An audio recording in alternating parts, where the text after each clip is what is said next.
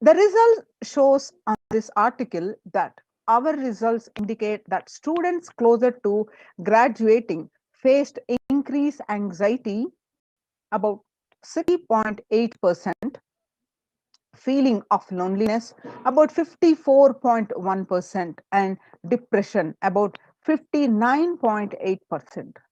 Many reported worries for the health of loved ones.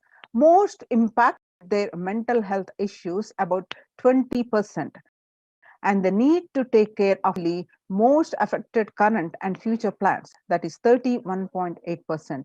Almost one half of students took the exercising and other um, psychiatric treatments. Now, the revelations about mental health issues by Devi on 5th June 2021 and the research confirming the same on 10th June 2021 by Lauren Lumpkin, researchers at the Dartmouth College. The rates of anxiety and depression among college students continue to soar, researchers say. The researchers at Dartmouth College, who have tracked the moods and behaviors of about 200 college students for 4 years, says stress levels are their highest.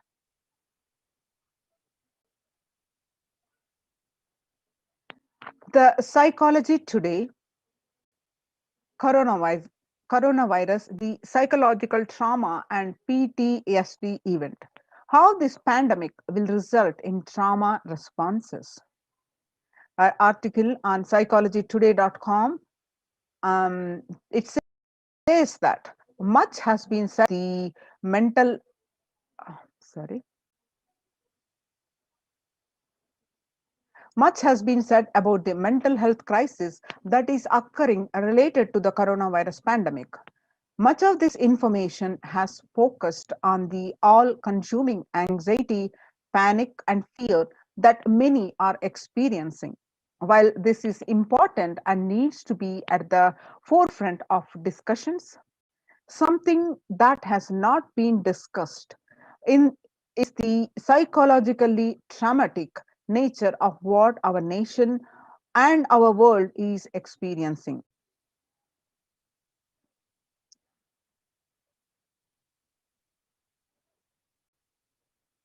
The increased prevalence of post-traumatic stress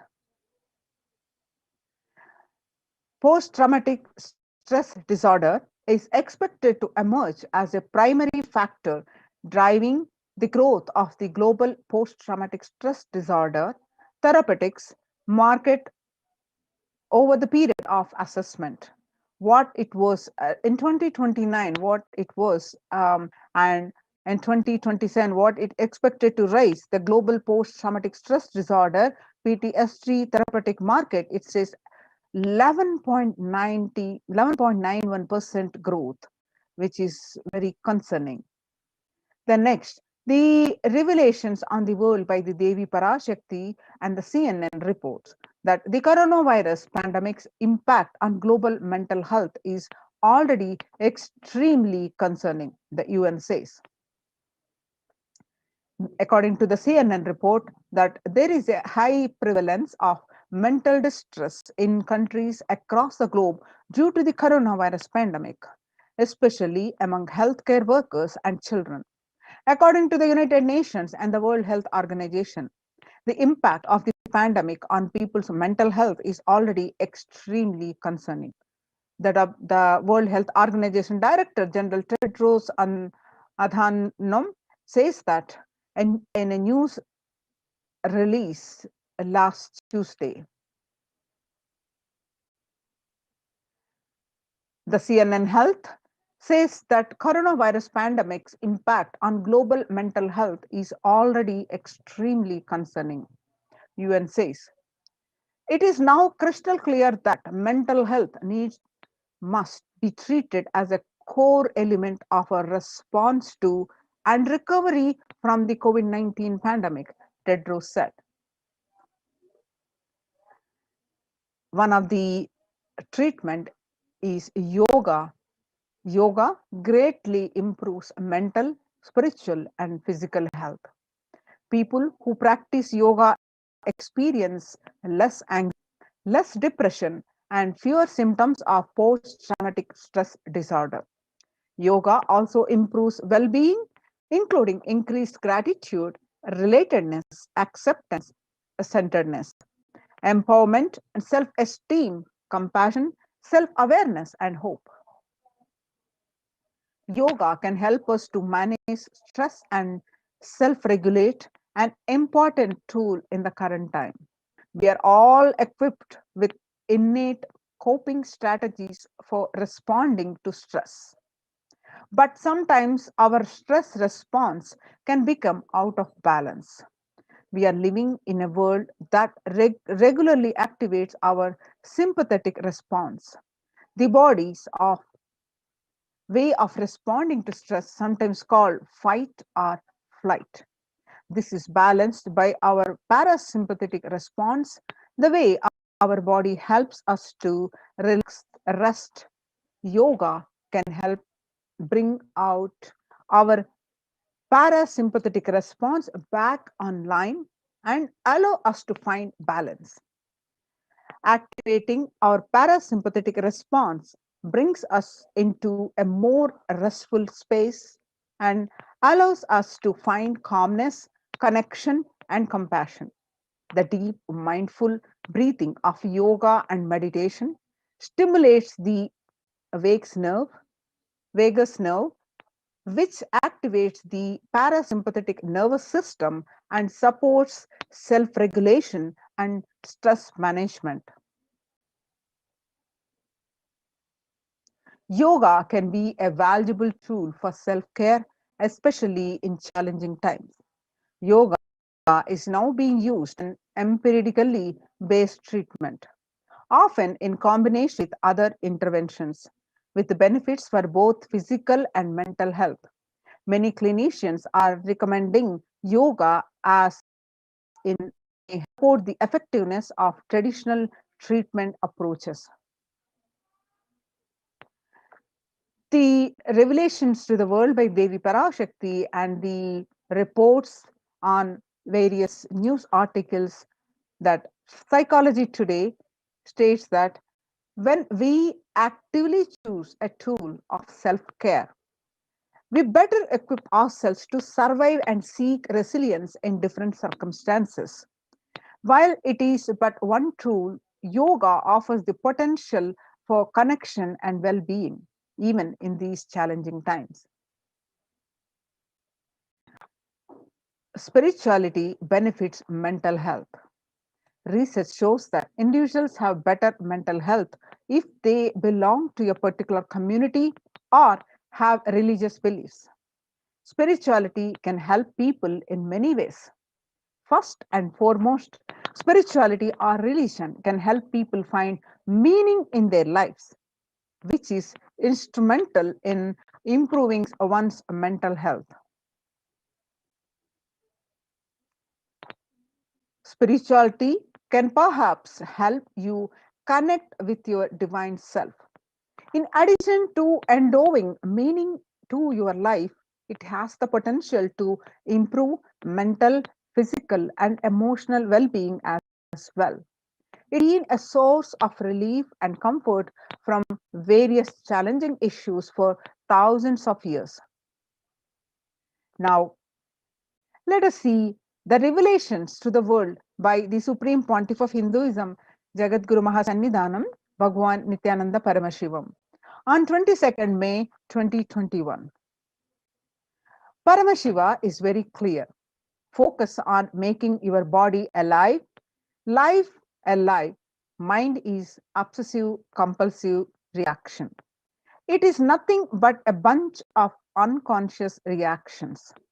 Do not try to sympathize with the mind. Make your body and life alive. That is the only priority for all of you.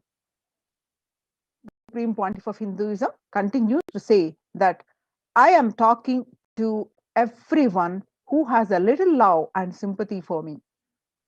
For all of you, take this as a guru walk. make your body consciously strong. Gym will build muscles, make you look very nice in the outside, but only yoga and Ayurvedic lifestyle will make your body conscious. Just see all over the world. All the bodies are just dropping dead. Only yoga will make your internal organs strong and your ability to manifest consciousness strong. The Supreme Pontiff of Hinduism continues to say that he revealed that let me give you the solution from Paramashiva to protect yourself from this whole pralaya, not just from corona. The amount of depression, the mental suffering, the way the whole world is suffering, the kind of poverty happening, people losing their job, income, having insecurity, comforts being lost, so much. Just make your life extremely strong. 3 years back, the Supreme Pontiff of Hinduism revealed in one of the satsang that, in his own words, keep yourself alive for next 3 years. I have enough evidence that 3 years back I trained these the whole Kailasa in 3 levels. One, devotees in their own homes. Second, Kailasa inside the Sangha physically, mentally, psychologically, or consciously for quarantine lifestyle. For being active without getting mentally broken by being in one place, doing intense yoga, making the body and internal organs strong, taking the bay leaf, neem juice, tulasi, haritaki, trifala churna, Ayurvedic lifestyle of less food and more energy, more activism. I only told it is for an important reason. Please wake up. Quarantine yourself. Build your body. Don't bother about your business or any other profit or and anything else. This year, if you are alive, that is the greatest profit. Now let us understand the revival of the temple sciences and ecosystems by the Supreme Pontiff of Hinduism, Jagat Guru Mahasannidhanam, His Divine Holiness Bhagwan Nityananda Paramashivan's blessings, Kailasa's enlightened civilization presents. So across the world, especially in India, the famous temples have been shut down for the rise in the COVID-19 cases. Amidst the rising the COVID-19 cases in Maharashtra, the Siddhi Sai Baba temple, Siddhi Sai Baba and Mumbai Siddhi Vinayak temple will shut down for devotees till further orders. The Sai Baba temple will remain closed for devotees from the till further orders. The said Ravindra Thakur and the officiating Chief Executive Officer, Sri Sai Baba Samsthan Trust. The Siddhi temple administration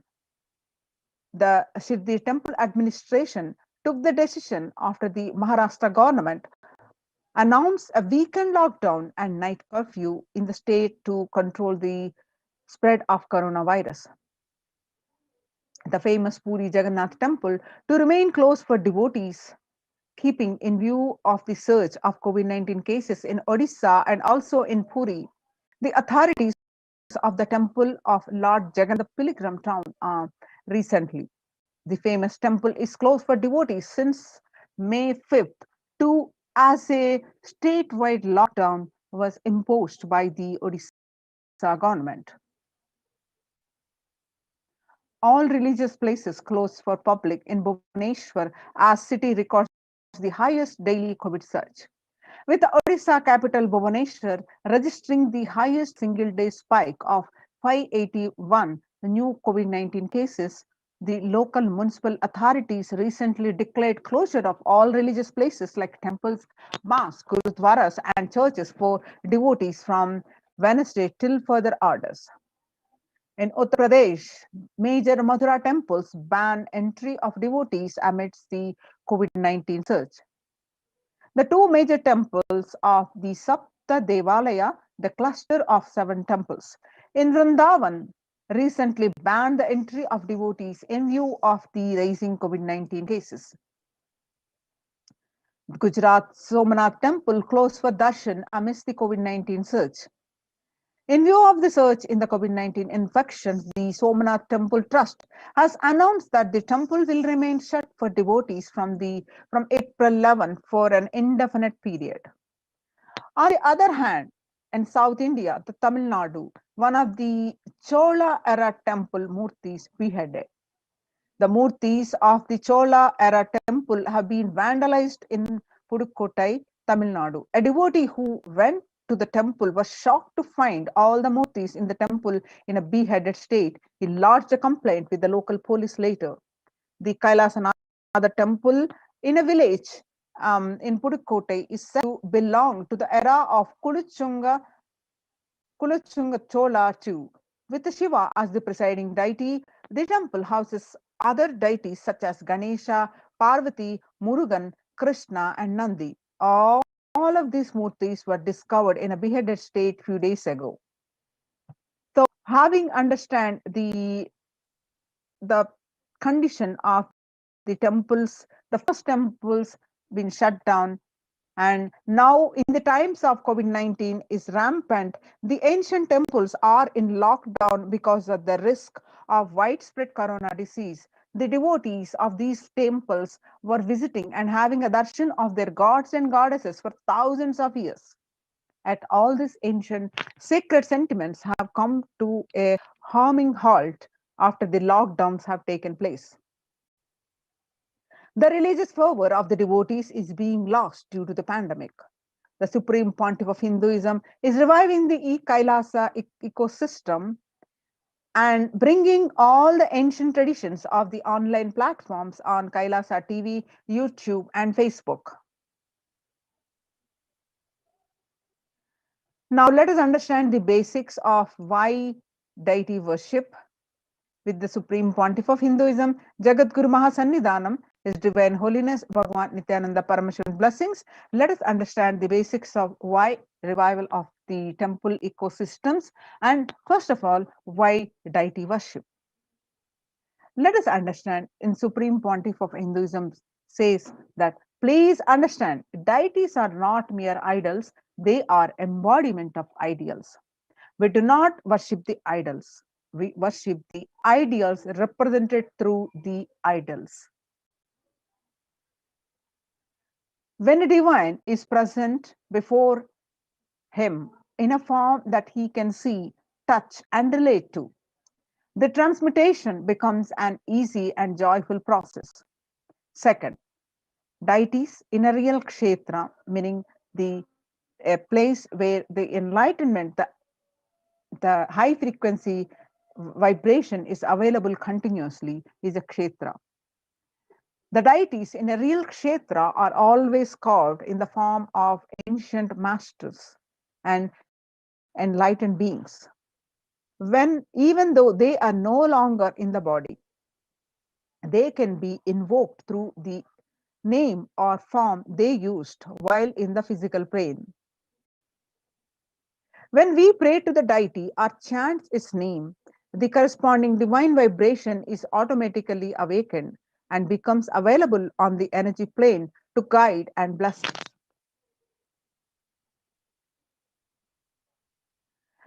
We mastered the science of bringing the divine to the deities and expressing the divine through the deities. The whole science has been mastered in the Vedic tradition. The revival of temples will be the revival of world peace and world bliss. Revival of temple culture and deity worship, where people are made to look in. There is where the revival of Sanatana Dharma, the Advaita Satya is the truth of the oneness. Experiencing the truth of oneness with the divine is going to happen, says the Supreme Pontiff of Hinduism. The divine has infinite auspicious qualities. Ananta Kalyana Guna, we say in Sanskrit, meaning the infinite qualities that divine has. Whenever a devotee calls fervently, prayed to save, to protect him, or when the whole universe is at stake and the verge of destruction, the divine manifests to save. What the divine to manifest in a specific form to save the specific devotee or to save the world, that specific auspicious quality we that becomes an independent intelligence and independent deity, we worship that auspicious quality of the divine. For example, Shiva saved Markandeya from death. Markandeya was destined to die at the age of 16. When knowing this truth, his parents was very stuck in the deep sorrow. So Markandeya to decided to remove the sorrow of his parents, and intensely, as by birth, he intensely connected to Paramashiva and prayed him, worshipped him from birth.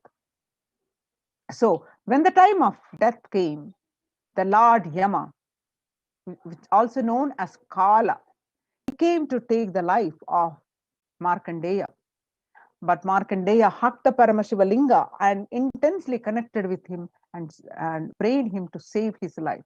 And Paramashiva manifested himself along with Devi and told Yama to leave him. And, and he said, I am the not only he saved the life of Markandeya, he gave the boon of the Amaratva and Markandeya, and he told to write the scriptures of the uh, remove the fear of death. So Markandeya compiled the Mahamrutyunjaya mantra. So there's so much, many books he has written. So with the form that Paramashiva appeared to save Markandeya is we worship him Kala Kala. That auspicious quality is Kala Kala, and we connect with him and remove that fear of death. Same way, Paramashiva dance in ecstasy, and that action becomes Nataraja. That action become Nataraja. So same way he danced in ecstasy, and that action become Nataraja. And Vishnu's that not the cosmic dancer Paramashiva danced in ecstasy and performed the Panchakrityas. That means the Panchakrityas are the creation, maintenance or sustenance, rejuvenation, and the pulling out of delusion and giving us the liberation. The Panchakrityas Paramashiva performs so casually as a cosmic dancer. That form of Paramashiva as Nataraja, the king of the dancer, Nataraja. We connect with Nataraja, and so easy to connect with the Nataraja and get whatever we want. We can get the boons by connecting with that Nataraja. Mahavishnu's very action of showering blessings on the world becomes Lakshmi. Same way, Brahma's very action of constantly sharing the wisdom becomes Saraswati. So each of the actions of the universe becomes independent intelligence and energy. When you connect with those independent intelligences, as we just saw this, a couple of examples, Kala Kala, Nataraja. So when you connect with those independent intelligences, those deities, whatever you want immediately happens. Whatever result you want, worship with the rites. Intensely, those divine energies who are the personification of those specific actions. Immediate results are achieved by connecting with those deities. In this world, this can be a powerful method through which you can achieve whatever you want in your life.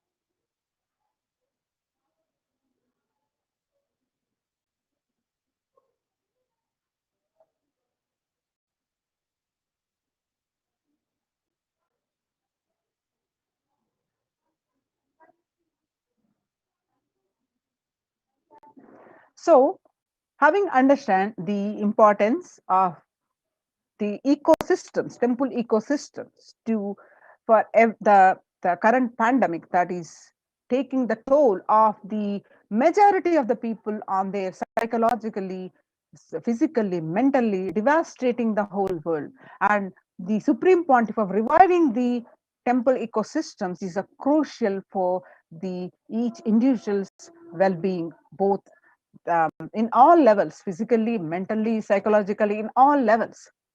So now, how the Supreme Pontiff of reviving these temple ecosystems with the multi-layer quarantine COVID care protection centers at the de facto spiritual embassies of Kailasa.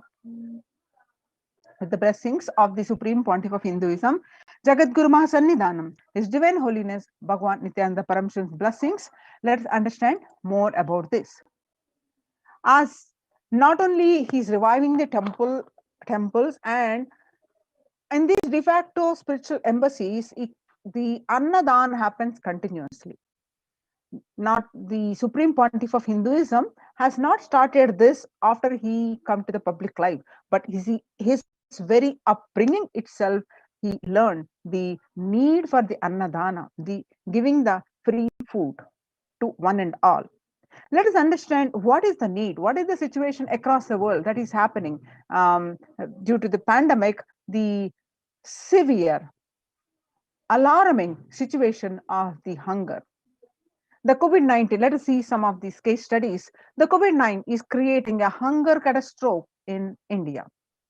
The pandemic has led to increase in global food insecurity, affecting vulnerable households in almost every country. It has exacerbated the existing inequalities, pushing millions of people into the vicious cycles of economic stagnation, loss of livelihood, and worsening food insecurity. And you can see the COVID-19 is creating a hunger catastrophe in India. The World Bank estimates that 71 million people will be pushed into extreme poverty across the globe as a result of the pandemic. The World Food Programme estimates that an additional 130 million people could fall into the category of food insecure, over and above the 820 million were who were classified into such by the 2019 State of Food Insecurity in the World report. Hunger in plain sight. COVID-19 worsens the plight of food insecurity. More than 50 million people have experienced the food insecurity during the pandemic, up to 35 million in 2019, according to the Feeding America nonprofit, a nation's largest domestic hunger relief organization. The child malnutrition and hunger skyrocket in Haiti as COVID-19 infections spike. At least 86,000 children are at risk of developing a severe acute child malnutrition this year in Haiti. According to the sources connected to the United Nations Children's Fund, the number of children projected to suffer from starvation this year has doubled as the impoverished nation continues to grapple with extraordinary political and social crisis exacerbated by the pandemic. Refugees are paying the highest price in the COVID-19 pandemic. Vulnerable groups such as refugees are paying the highest price in the COVID-19 pandemic. We are seeing alarming trends that show many refugees around the world are unable to pay for food or rent or and are struggling to access healthcare and education. The price hikes in local markets and further displacement caused by the campfires have pushed many families further into food insecurity. During April and May, around 30,000 refugees in the Cox's Bazar camps raised questions and concerns. With 60% seeking services, including urgent food relief and shelter, just over one third, that is 37%, requested health or medical care. The famine risk spikes amidst conflict, COVID-19, and funding groups. The number of people teetering on the brink of famine has risen from 34 million projected at the beginning of the year to 41 million projected as of June, he said. Without immediate emergency food assistance, they too face starvation as the slightest shock will push them over the cliff into the famine conditions. The World Bank released an analysis of the rising food insecurity rates in response to the COVID-19 pandemic. The report, released on May 20th, 2021, stated that COVID-19 impacts have led to severe and widespread increases to global food insecurity, affecting vulnerable households in almost every country, which impacts expected to continue through 2021 and into 2022. It also states that the global food prices increased significantly by 38% since January 2020. The World Economic Forum released that 155 million people are caught up in food crisis of varying severity. 133,000 people in Burkina Faso, South Sudan, and Yemen are most at risk. 10 countries account for two-thirds of those facing acute hunger. The resilience of agri-food systems is being eroded by conflict, insecurity, and environmental trends. Join now in COVID care protection centers. Register now through the link below, https://kailasa.org/kailasa care. Now let's understand the what there are numerous countless times the Supreme Pontiff of Hinduism revealed the importance of the food that we take, how that food should be.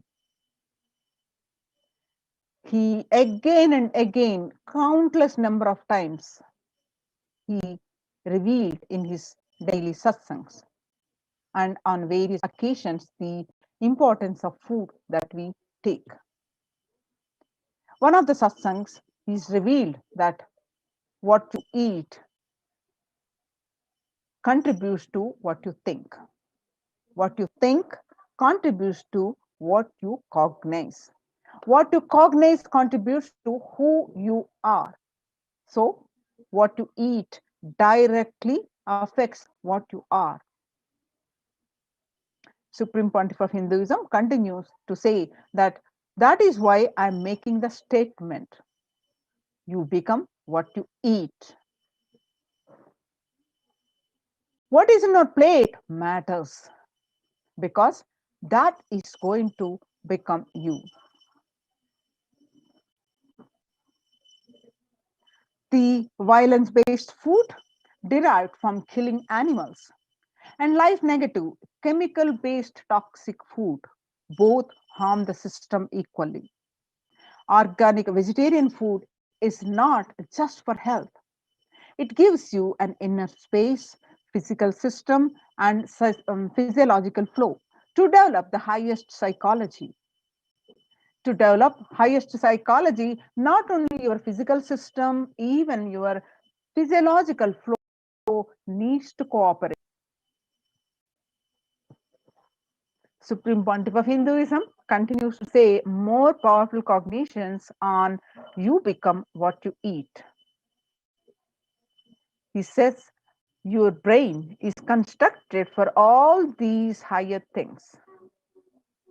When you don't explore the higher things, you are bound to feed the lower things and keep your brain engaged for survival. If you don't explore the higher dimensions of consciousness, you will force yourself into the drugs and try to explore the hallucination. imaginary, illusory dimensions of the universe. So make vegetarianism as a lifestyle.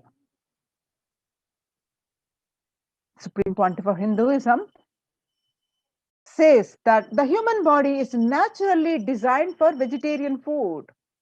The inner mechanisms like feeling, thinking, words, everything designed to function with vegetarian food.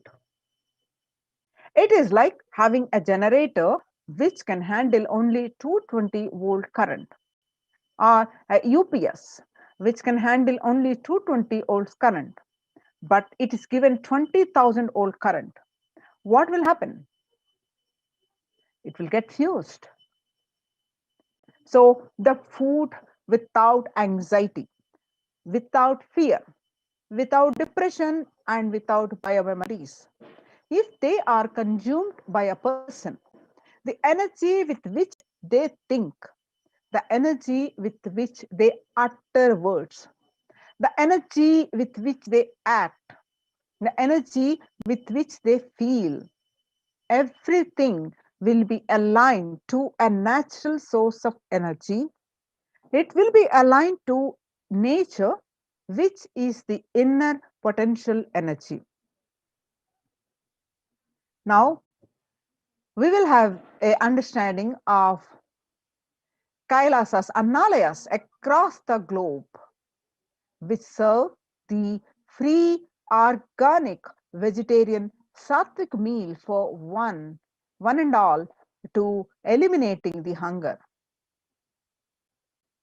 The developmental, economic, social, and medical impacts of malnutrition and famine have a critical impact on the individual, familial, community, national, ultimately on the global level. With the ongoing COVID-19 pandemic triggering an alarming spike in food insecurity, the United Nations have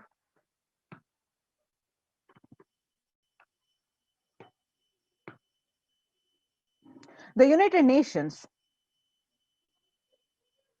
have given warnings of families of biblical proportions. In 2020 alone, 690 million people were estimated to be pushed into food insecurity.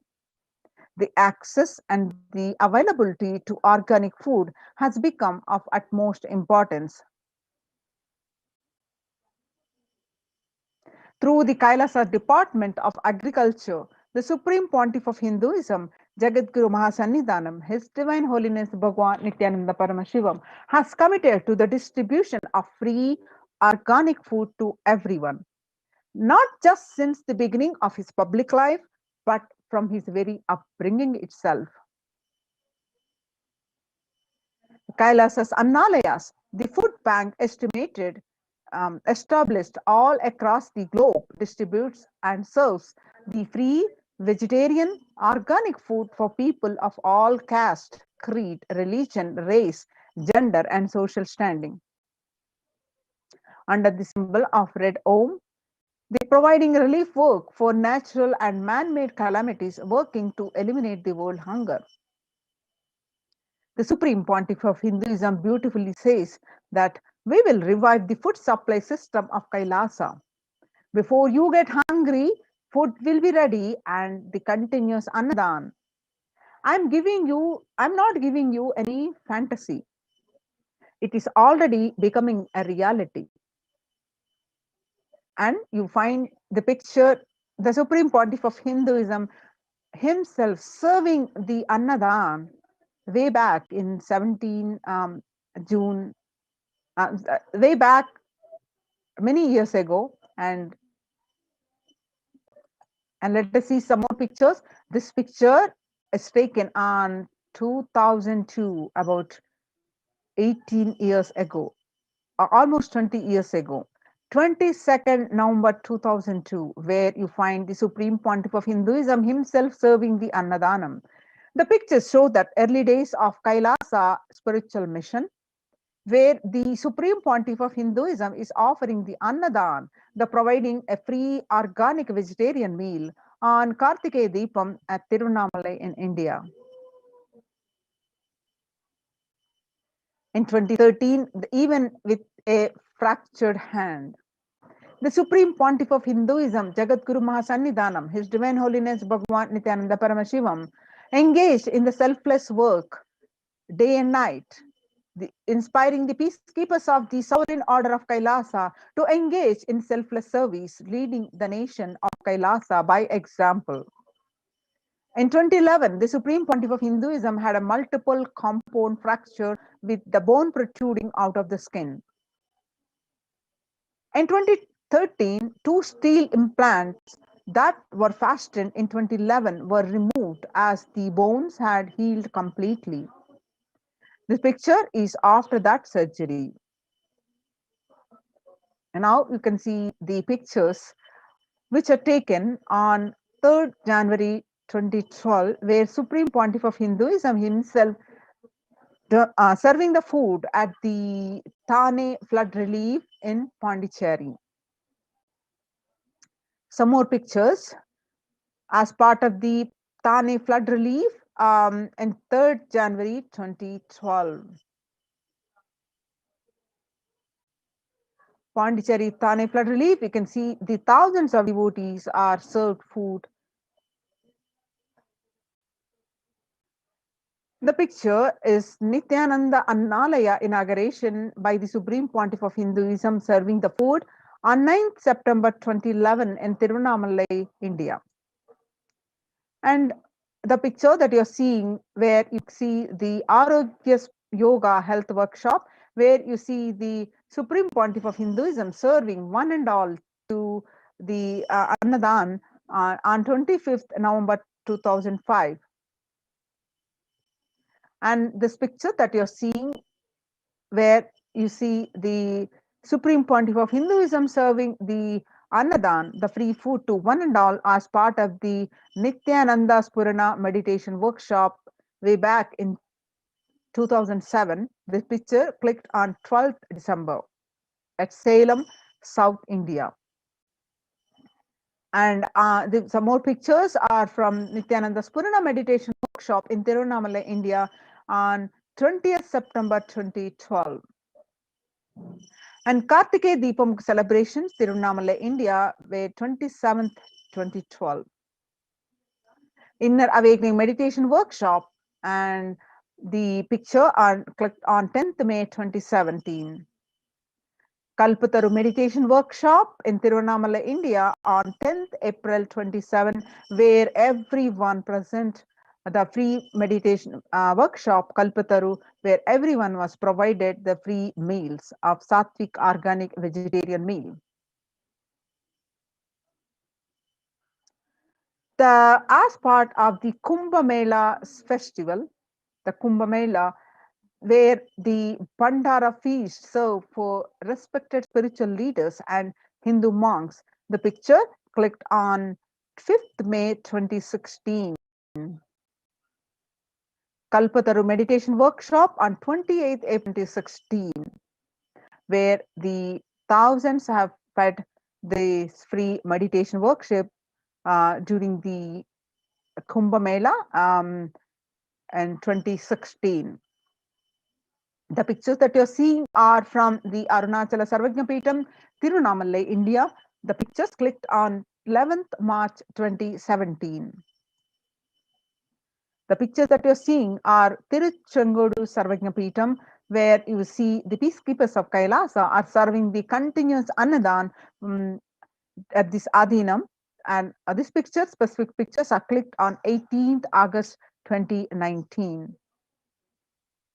The pictures you're seeing are from the Western Hemisphere, where the continuous Annadan distributed during the Guru Purnima, that is the traditional celebration of Guru. These pictures are from 6th July 2019. And this picture that you're seeing are from the Sadashivoham meditation workshop at Adi Kailasa Sarvajna Peetham, clicked on 8th December 2016. Annadan service continues in the midst of the COVID-19 crisis. The picture that you're seeing where peacekeepers of Kailasa are distributing the continuous Annadan, the pictures are clicked on 30th May 2020. Now let us see the what is the need for the Annadan, and one of the example what happened during the Bengal famine of 1943, the proof of necessity for Annadan. What I found in researching the Bengal famine was that Churchill did several things that greatly aggravated the death toll. Um, India was being used extensively for the war effort. Indian resources, Indian soldiers, um, and Churchill repeatedly refused to acknowledge the fact that the extent to which India was used could lead to famine. Viceroy to India, Archibald Wavell, called the Bengal famine one of the greatest disasters to have befallen people under British rule, and said the reputational damage was incalculable. During one government discussion about famine relief, Secretary of State for India Leopold Amery recorded Mr. Churchill saying that any aid sent would be insufficient because Indians bred like rabbits.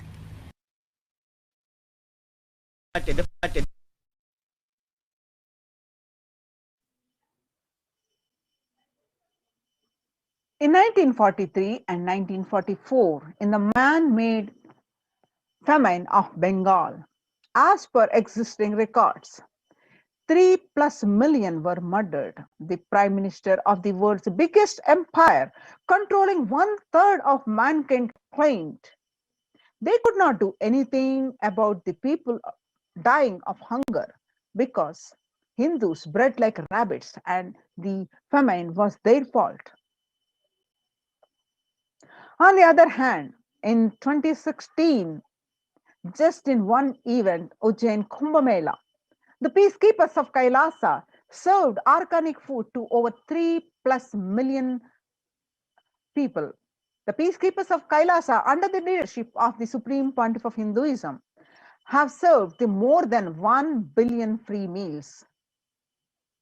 Not only that, past 26 years, and are determined to end hunger and poverty in all its forms. The continuous Annadan is happening in all the Kailasas across the world. Kailasa with with 200 peacekeepers at any given time can deliver whatever what even one of the biggest countries could not deliver. Kailasa is not driven by war, fear, or greed. It is an enlightened based nation driven by selfless service.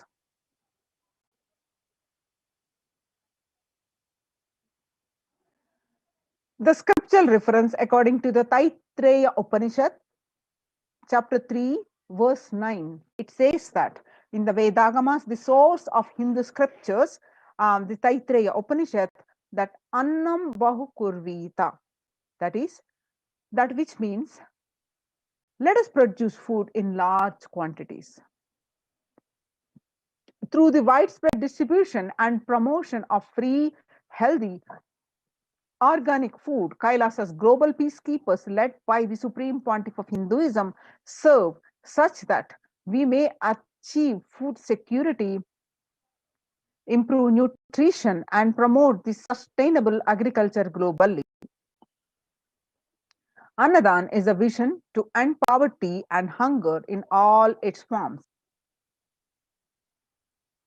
Join now the COVID care protection centers. Register now through the link below, https://kailasa.org/kailasa Now let us see the revelations by the Devi Parashakti on 12th May 2021. Devi revealed that through the Supreme Pontiff of Hinduism that I came as Nija Avatar. I am blessing you, listen. People, listen. To do good to all of you, I have taken the form of Nityananda and came down as Nija Avatar. People of India, listen carefully, listen. Time after time, Bharatam is Jnana Bhumi, where the enlightenment beings come. We cannot make Jnana Bhumi as infertile. Enlightened beings have to come. They have to live. It has to flower. Few hypocrites, because they are stuck in delusion, we cannot sacrifice the world. Cosmos cannot be destroyed. The ship I did to save the cosmos from being destroyed, that is called Adi Kailasa. The ship I did to protect beings from Pralaya in Adi Kailasa, because of conspiracy, the Drohis and enemies rule, the captain has to leave the ship. Before 12 years, knowing the deluge that is going to happen, the all Aushadas, by this Guru Purnima, that Jnana Rasavadam, Navapashana is going to flower. Allow people to come and take a dip in Navapashana flower. People, whoever comes and dip in Vaidyasarovar, they will not have death, they will not have corona. Crores and crores of people will come in line. Every day they will take a dip in the Ananda Lingam. 30th May 2021, they continued her revelations that listen well to my words. For India, I made ship as protection. The Nityananda Navapashana Lingam in Vaidyasarovar, go to Adi Kailasa. O Indians, listen. All those regretting losing Nityananda Nija Avatara without confusion, until without taking it just as a lip service, go to Adi Kailasa. Scores of people will come there looking for health, Navapashana water feast and medicine, to get health and protection and enlightenment. To protect India from the great destruction, I, Parashakti, made this huge ship. Even if captain is not there, ship is there. When the first world countries closed the borders during a massive global emergency, Kailasa has opened its doors to one and all without exception.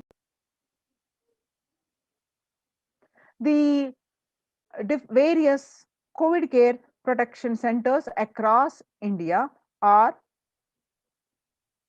Adi Kailasa in Bidadi, Bangalore, Salem Adinam in Tamil Nadu, Tiruvannamalai Adinam in Tamil Nadu, Rajapalam Adinam in Tamil Nadu, Puduvai Adinam in Pondicherry, Pattanam Adinam in Tamil Nadu, Srirangapadi Adinam in Tamil Nadu, and Sripuram Adinam in Hyderabad, Madurai Adinam in Tamil Nadu, Avattipalam Adinam in Erode, Tamil Nadu, Huzur Adinam in Tamil Nadu, Baroda Adinam in Gujarat.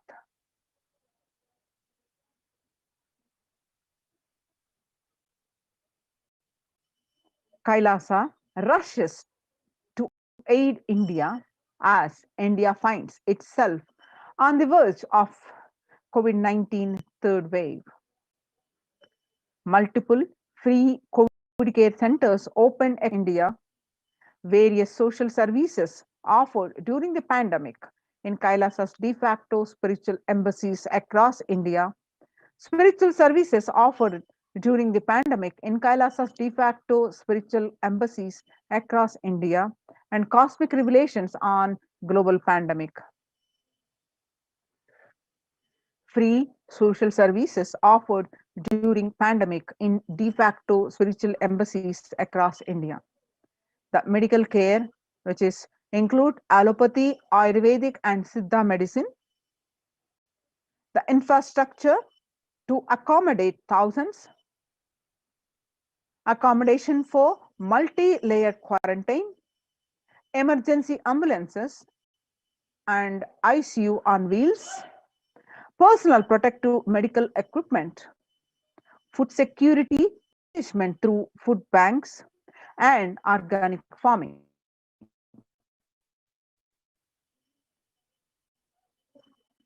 Join now in one of the Kailasa's COVID care protection centers. Register now through the link below, https:// kailasa.org/Kailasa care. Now let us see the arrangements and how the Kailasa ecosystems are getting ready, especially in Adi Kailasa, how the arrangements and how it got prepared to facilitate. You see the pictures of the groceries collected for Annadan. You see the Ayurvedic Sattvic vegetarian food to one and all.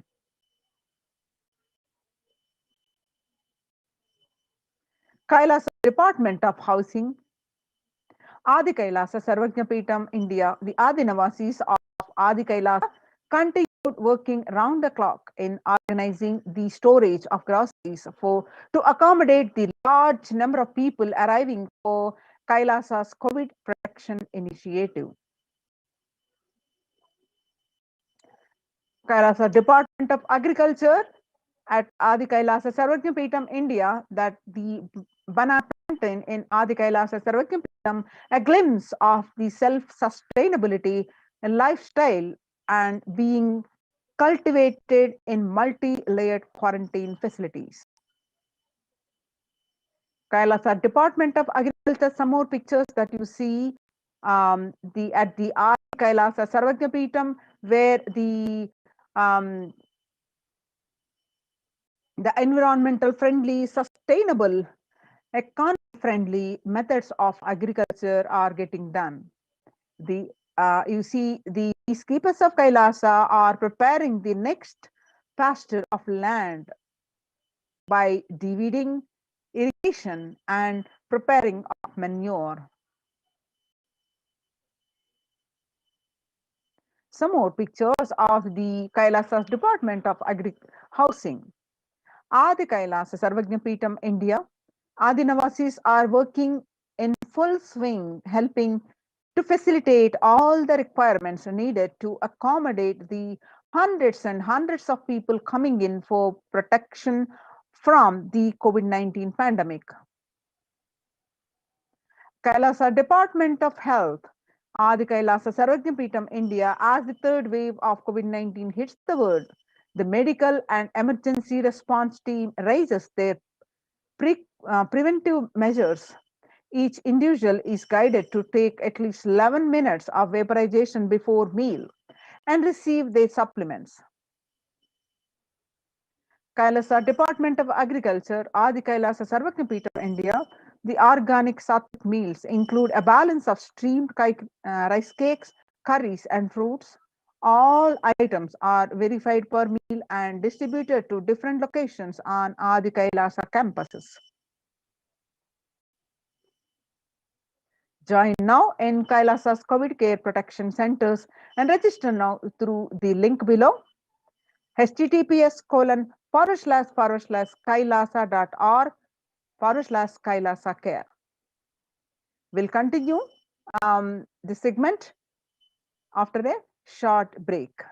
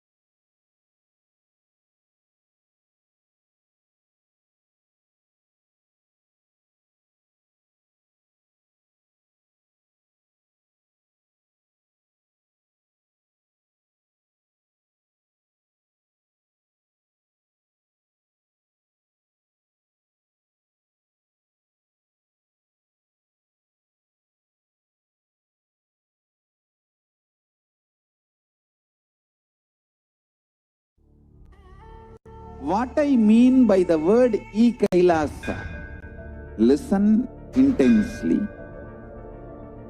Enlightenment ecosystem, literally enlightenment itself in your own home, wherever you are.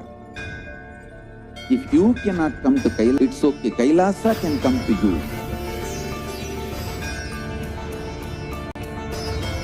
Kailasa coming to you is e-Kailasa.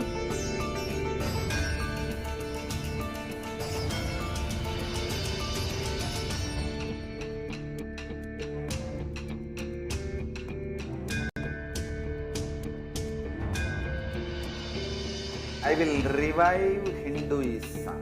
I am a Hindu revivalist, not by any revolution, but by evolution.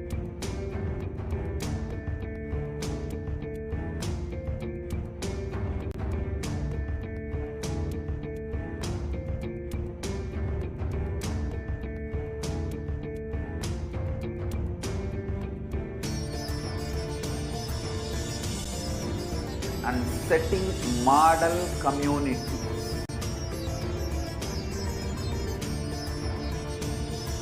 Kailasas, enlightenment ecosystems, Sarvanya Pitas all over the world.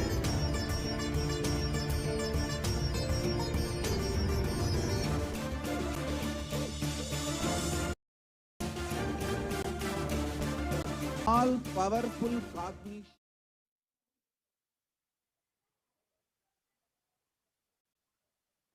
Welcome back. Now let's continue the Kailasa's de facto spiritual embassies, COVID care protection centers with the Supreme Pontiff of Hinduism, Jagadguru Mahasannidhanam, His Divine Holiness Bhagwan Nityananda Paramahansa's blessings. So let us understand more of what are the other arrangements and majorly are happening. See, before that, let's understand the world statistics some more here. The world today, the younger adults are more likely to report symptoms of anxiety and or depressive disorder during the COVID-19 pandemic. Ages 18 to 24, the 56.2%, ages 25 to 49, 48.9, and ages 38 to 39.1, from 50 to 64, 39.1, and ages 65 plus is 29.3. The average share of adults reporting symptoms of anxiety disorder and or depressive disorder on January to June, a 6 months period in 2019, which was 11%, and 1 month in January 2021 spiked up to 41.1%. The Household Pulse survey reveals this. The share of adults reporting symptoms of anxiety and or depressive disorder during the COVID-19 pandemic by age: adults aged 18 to 24, 56%, and ages 25 to 49, about 48.9%, and adults ages 50 to 64, about 39.1%, and adults ages 65 plus are 29.3. This indicates the statistically significant difference between the adults ages 18 to 24. The data shown includes adults ages 18 plus with symptoms of anxiety and or depressive disorder that generally occur more than half the days or nearly every day. Data shown is from the December 19 to 21, 2020, the source of US Census Bureau Household Pulse Survey 2020. So how are you feeling? What employees say they feel more than half the time at work? 34% say, I am tired. 34 more percent say, I'm stressed. 27% say, I'm burnt out. And 22% say, I'm discouraged. 19% say, I'm distracted. And 17% say, I'm depressed. So, COVID-19 is the significant stressor for most Americans. Stress in America in 2020, a national mental health crisis. Nearly 8 in 10, that is 78%, say the coronavirus pandemic is a significant source of stress in their lives. Literally everyone. Nearly 7 in 10, that is 67%, say they have experienced increased stress over the course of the pandemic. 1 in 4 essential workers, that is 25%, diagnosed with mental health disorder since start of pandemic. You can see the statistics that COVID-19 could exacerbate doctors' existing mental health burden. More than 60,000 US healthcare workers have contacted the COVID-19 and 300 have died. Of the health workers who treated patients during the China's COVID-19 outbreak, 50% showed signs of depression. 45% showed signs of anxiety, according to the preliminary research. An estimated 300 to 400 physicians die by the suicide every year.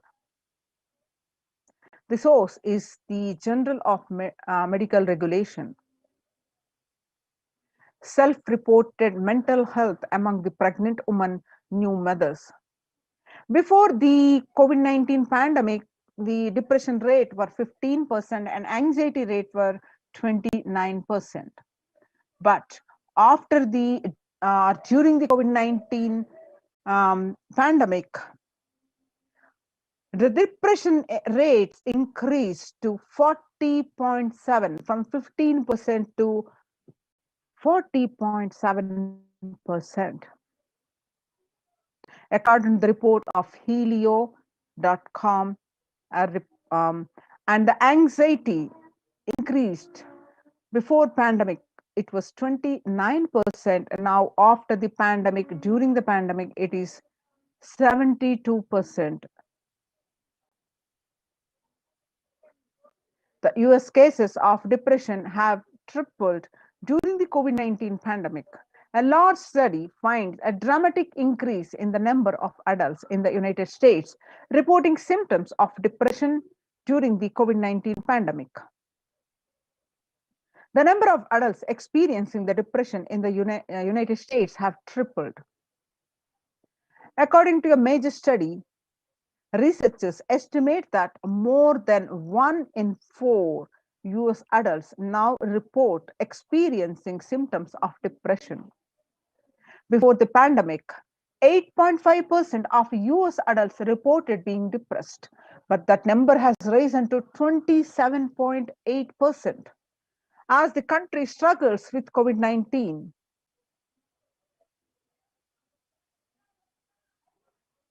The more statistics that you see is the young workers hit the hardest.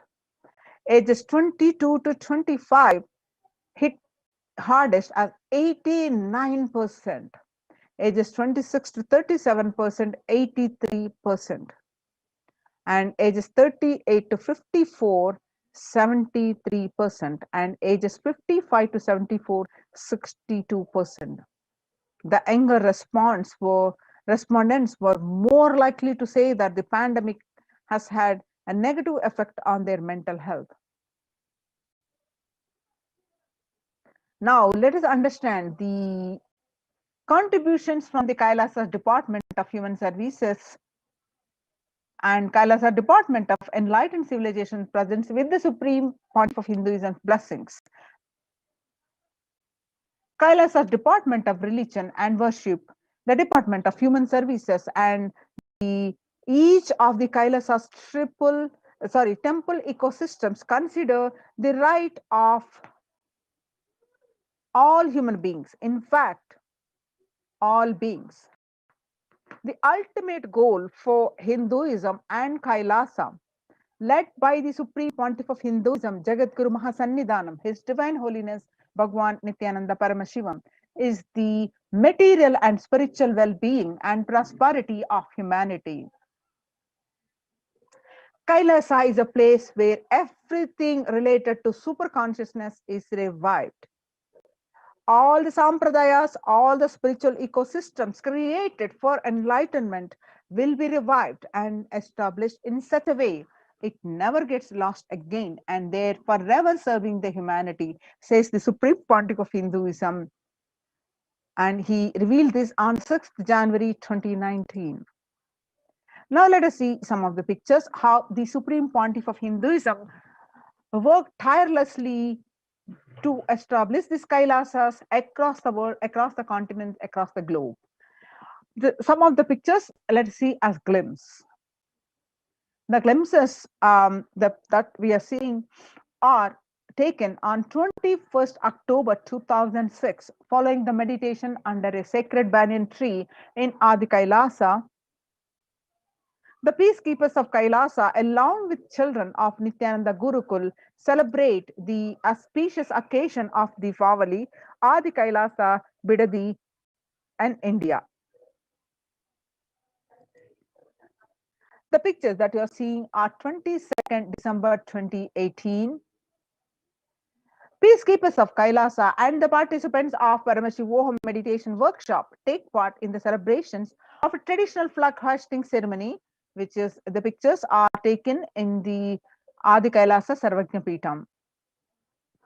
The pictures that you are seeing are from the Supreme Pontiff of Hinduism conducting the Nityananda Spurana Convention, the Life Bliss Program Level 2, and a meditation workshop at Chennai, where the Supreme Pontiff of Hinduism himself conducting to thousands of devotees, which were taken on 14th December 2006.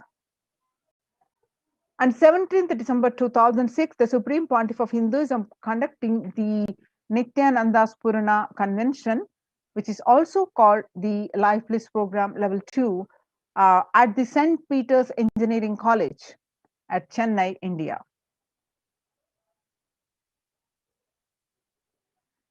And the pictures that you're seeing are the peacekeepers of Kailasa and the Supreme Pontiff of Hinduism embark on the Himalayan Yatra, the traditional sacred pilgrimage to the Himalayan mountains, and up to the river Ganga, Harshil, India. The temple ecosystem of Tirunamalai serves as the driving factor in maintaining the lifestyle of health, wealth, and well-being for the citizens of Tirunamalai. One of the remaining living ecosystems, temple ecosystems, this picture are taken where you see the thousands of devotees are in procession, and the Supreme Pontiff of Hinduism is welcoming all of them by waving the flag of Kailasa. The peacekeepers of Kailasa and the participants of the Paramashivoham meditation workshop take part in morning meditation and traditional puja and ritualistic worship. The blissful pictures are taken on 31st December 2018 at the Adi Kailasa Sarvajna Peetham, Bidadi, India. The peacekeepers of Kailasa, led by the Supreme Pontiff of Hinduism, take part in the Kara Seva, the voluntary contribution of physical service towards the cleaning or construction of the sacred Hindu temple in Adi Kailasa, Bidadi, India. Now you see the Kailasas ecosystems around the world, where you see the Kailasas temples and ecosystems across the world, thousands across the continents and across the globe, where you'll find the Kailasas ecosystems are established by the Supreme Pontiff of Hinduism.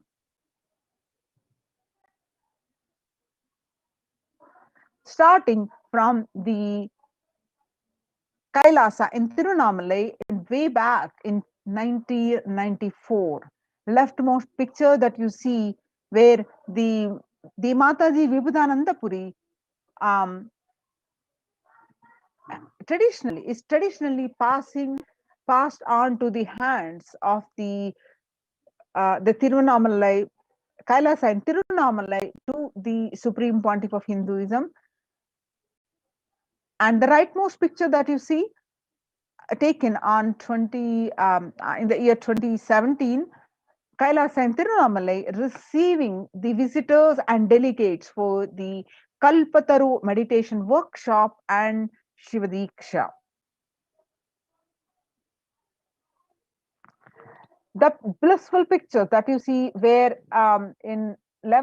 taken on 11th March 27, Kailasa in Tirunamalai, where thousands arrived to celebrate the enlightenment ecosystem and to traditionally meet the Supreme Pontiff of Hinduism, Jagadguru Mahasannidhanam, His Divine Holiness Bhagwan Nityananda Paramashivam. The pictures that you're seeing in Kailasa in Los Angeles, California, as a 25,000 square foot temple complex.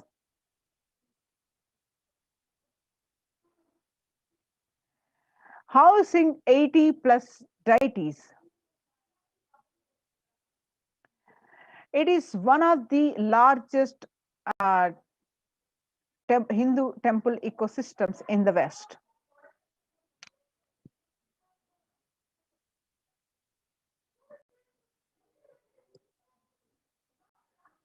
The pictures that you're seeing are from the Kailasa in Columbus, Ohio, USA, the first temple established by the Supreme Pontiff of Hinduism outside in India. The temple physically came to life in just 9 months. The chief presiding deities of the temple are Nityanandeshwara Paramashiva and Nityanandeshwari Paramashakti. The deities are 7 feet tall, made of granite and weighing 6 tons. And their divine faces have been directly hand-carved by the Supreme Pontiff of Hinduism. The pictures that you're seeing are from Kailasa in Seattle, Washington, USA. Housing the blissful dancing form of Ganesha, the temple has the largest living Nataraja deity outside of India. The Kailasa in Seattle is also known as the Chidambaram of the West.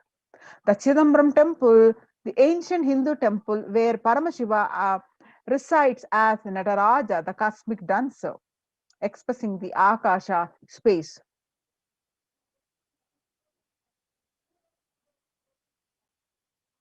The pictures that you are seeing are from the Kailasa in San Jose, California, inaugurated in 2009.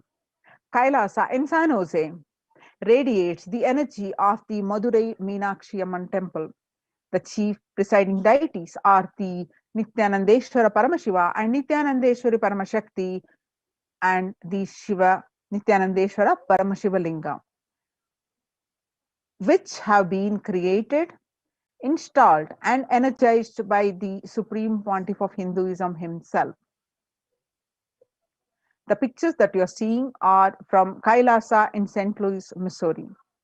Alongside the Shivalinga and Nityananda Ganesha, Kailasa in St. Louis carries the energy of Tirumala Tirupati of South India and houses one of the tallest Venkateshwara deities in North America, along with his consorts Sridevi and Bhudevi. The beautiful landscape nestled among the woods and the rolling hills of Missouri stretches for 20 acres. Tirumala Tirupati is one of the most beloved of Lord Vishnu, whose temple is the most visited of any religion in the world. The Kailasa in Phoenix, Arizona. The pictures that you are seeing are from the Kailasa in Phoenix, Arizona.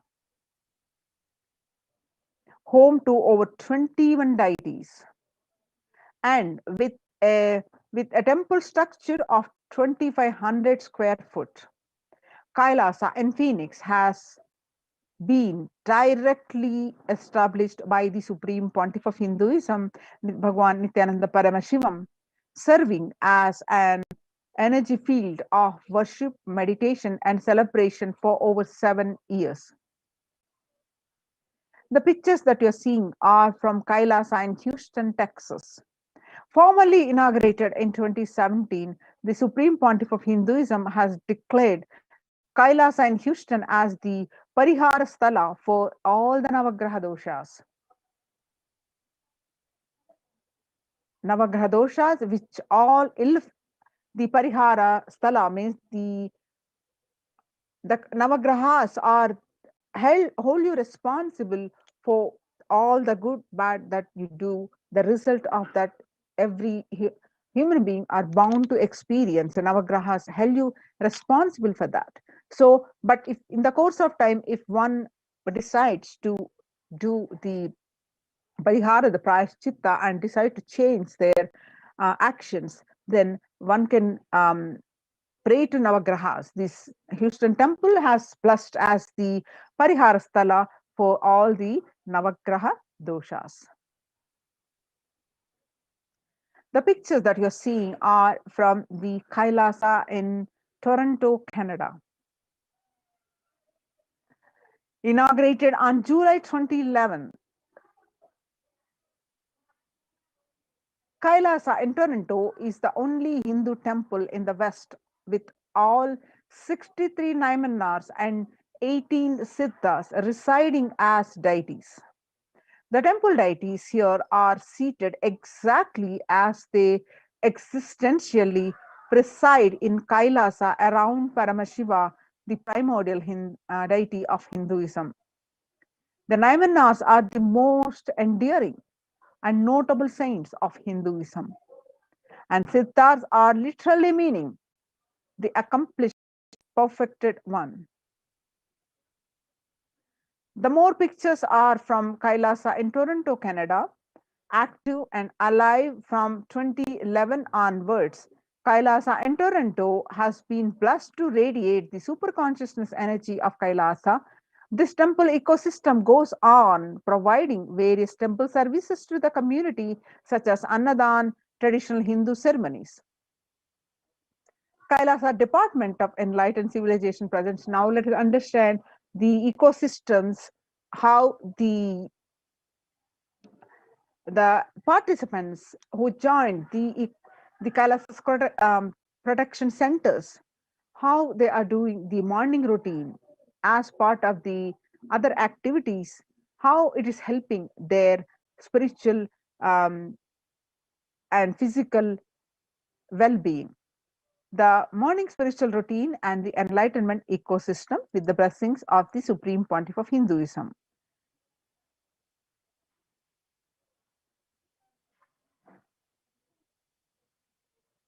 Morning spiritual routine is the fuel to reach Kailasa. Morning routine and the chemical changes it brings in you, and the healing it does in your system, the biological rhythm it sets in your system, all of them are very important. It is an important fuel for you to experience the multiple dimensions of the universe. Spiritual routine and integrity to that spiritual routine. The initiations by the Supreme Pontiff of Hinduism are completely private, personal between you and me, says the Supreme Pontiff of Hinduism. The members of the protective, preventive, multi-layered quarantine initiative take part every day in the morning spiritual routine here in Adi Kailasa Sarvajna Peetam. The morning spiritual routine consists of the Panchakriya. Soon after you get up, you do the Panchakriya where you cleanse your body, and are followed by the Nityananda Yoga, and followed by the Nitya Pratyaksha Paduka Puja, and the taking of the kashayam like neem juice, all the herbal juice, and the Nitya Satsang. Morning spiritual routine, when you do it sincerely with integrity, tune your biological clock to the spiritual practices because the chemistry that you enjoy inside matters. That decide the kind of plane of the universe, dimension of the universe you are going to experience. Kailasa or Patala. Kailasa is the where place the highest abode where the Paramashiva exists, resides. Patala is the lowest realm where the lower than the human realm and where the demons live. Or Swarga or Naraka, that means the Swarga is the heavens and Naraka is the hell. Morning spiritual routine is the direct path to Kailasa. The Supreme Pontiff of Hinduism says, person who is in love will wait to spend time with the beloved. If you are a seeker, you will be waiting for this 5 hours every day because that is the time you get near what you are speaking, what you are seeking closely. A person who is in love will be waiting to spend time with the beloved. A person who is seeking will be waiting to spend these 4 hours because this is the time you get closest to what you are seeking. Your seeking takes shape into the system. When your beloved comes near you, if you are tired and love is gone, dead. During the morning 4 hours, if you are bored, your seeking is dead, gone. You need thorough overhauling inside you. You need to ask yourself, you need to question many of your answers. You need to bring pure questioning back to your life, says the Supreme Pontiff of Hinduism. The Panchakriya involves the five powerful processes to remove the toxins and impurities from your system. Just like how we take a shower every day to clean the external parts of the body, Panchakriya is a powerful process cleansing the internal, a powerful cleansing processes which cleanses the internal organs of our body. Keeping it cool, these techniques not only cleanse our body but bring peace and balance to our mind and lightness and bliss to our being. After the panchak, after you cleanse your body, you do the yoga. The When you do the yoga, you experience your entire body becoming Amrita Sharira. That means Amrita is a nectar. Your Sharira is body. So after doing the yoga, your body feels like your body is filled with the nectar. It becomes an ecstatic body just by the air, without any external touch. In puja, you experience the space of bhakti, devotion, the space of surrender that occurs to you from this devotion moves you from I, which is so heavy, to the God or Guru. This surrender allows us to drop all the unnecessary baggage from the head. One of the beautiful pujas in Hinduism is Rudrabhishekam. In Rudrabhishekam, we offer sacred bath to the Shivalinga while chanting powerful mantras. The Shivalinga is a deity which beautifully represents the divine. Its form indicates how God is beyond form and formless. In puja, we sit down and connect with the God by performing the Rudrabhishekam. O Sadashiva, O God, I know you are the source of everything. You are everything, and you are in this Shilinga, and you are in this body. Let me connect with you. Let you reveal yourself to me. When we sit in that power, we sit with that context and do the action of Rudrabhishekam. We experience the Bhava Samadhi. Only in Bhava Samadhi can give us the highest taste and higher joy in life. Rudrabhishekam is a beautiful ritual which allows us to experience the bhava samadhi of Shivoham, that I am the divine.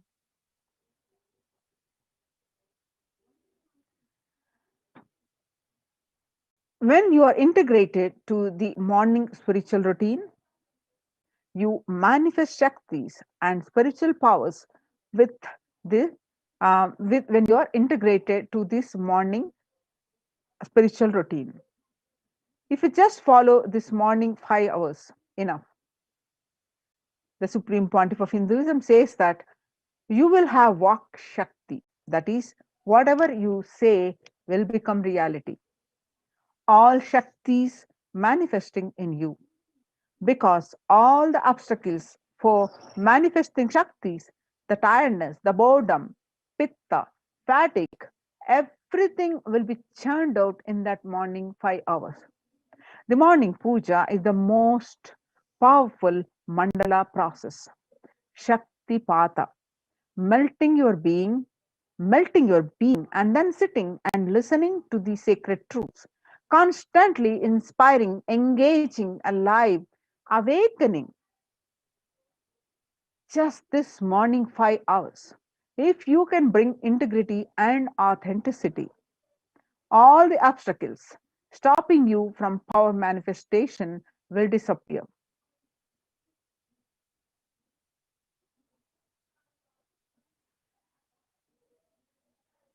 Some may think that I can do the morning spiritual routine from my home. You can perform all the spiritual practices by yourself, like the morning yoga and Nitya Puja.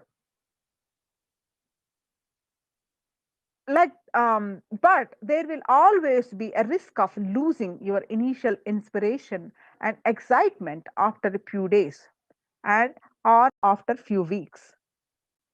Living in the enlightenment ecosystem, even if your boredom or tiredness try to pull you down, the Sangha will support you, help you by giving the wake up call and supporting you to complete your incompletions.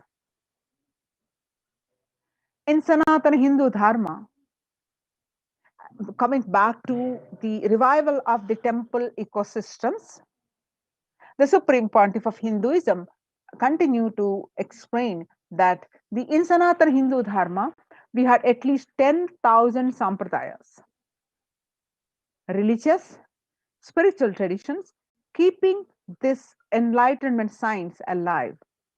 Each Hindu sampradaya is a spiritual ecosystem created for keeping enlightenment science alive. Every monastery, every adhinam, every mutt, every temple, every Veda Patashala, every Sarvajna Pita is a lineage, sampradaya created to keep the ecosystem of spiritual enlightenment alive. Some may be a Shakta. These are the various traditions or sampradayas in Sanskrit.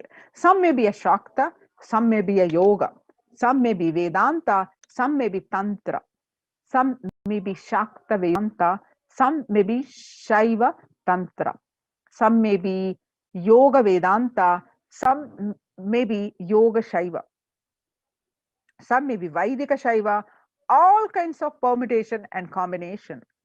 Each temple, each mutt, each monastery, each adhinam, each Veda Patashala, each sannyasa sampradaya is a spiritual ecosystem created to keep the enlightenment science alive of that sampradaya. Join now. This COVID care protection centers register now through the link below, https colon forward slash kailasa.org /kailasa care. Now let us see the glimpses from the morning spiritual routine from the Adi Kailasa Sarvajna Peetam. more glimpses from the members enrolled in Kailasa's COVID protection initiative as they practice the morning spiritual routine, which consists of Nityananda Yoga, Guru Puja, and Shiva Puja as a Nitya Puja daily routine, and the listening of the satsangs in the enlightenment ecosystem of the headquarters of Adi Kailasa, Bidadi, Bangalore. We just had understood that the morning spiritual routine makes up the first 5 hours everyone's day, including the Panchakriya. It is one of the most fundamental and vital practice for seeker, anyone on the path to achieve enlightenment, to achieve the ultimate superconsciousness space of Paramashivoham.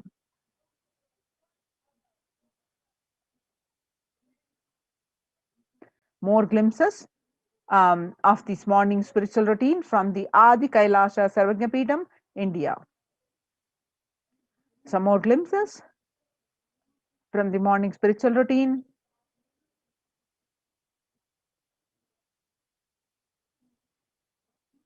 Some more glimpses that you can see.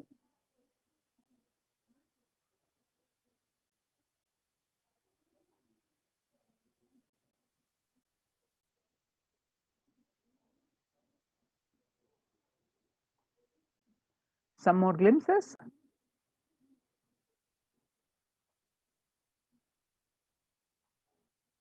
The puja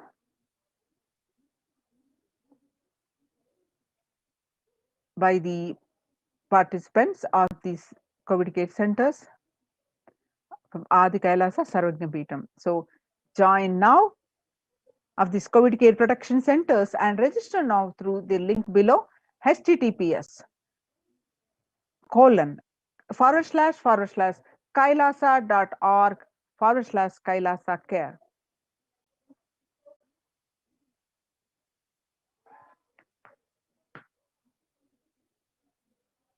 We'll continue this after a short break.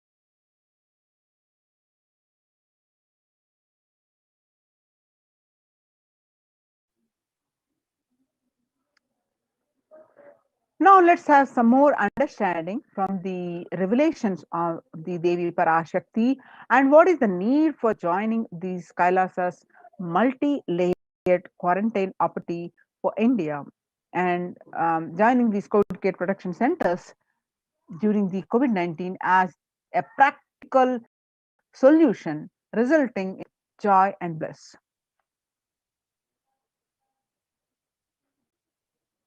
Let's listen from Devi revelations, which is in language, and we will be will have the translation of the Devi's revelations.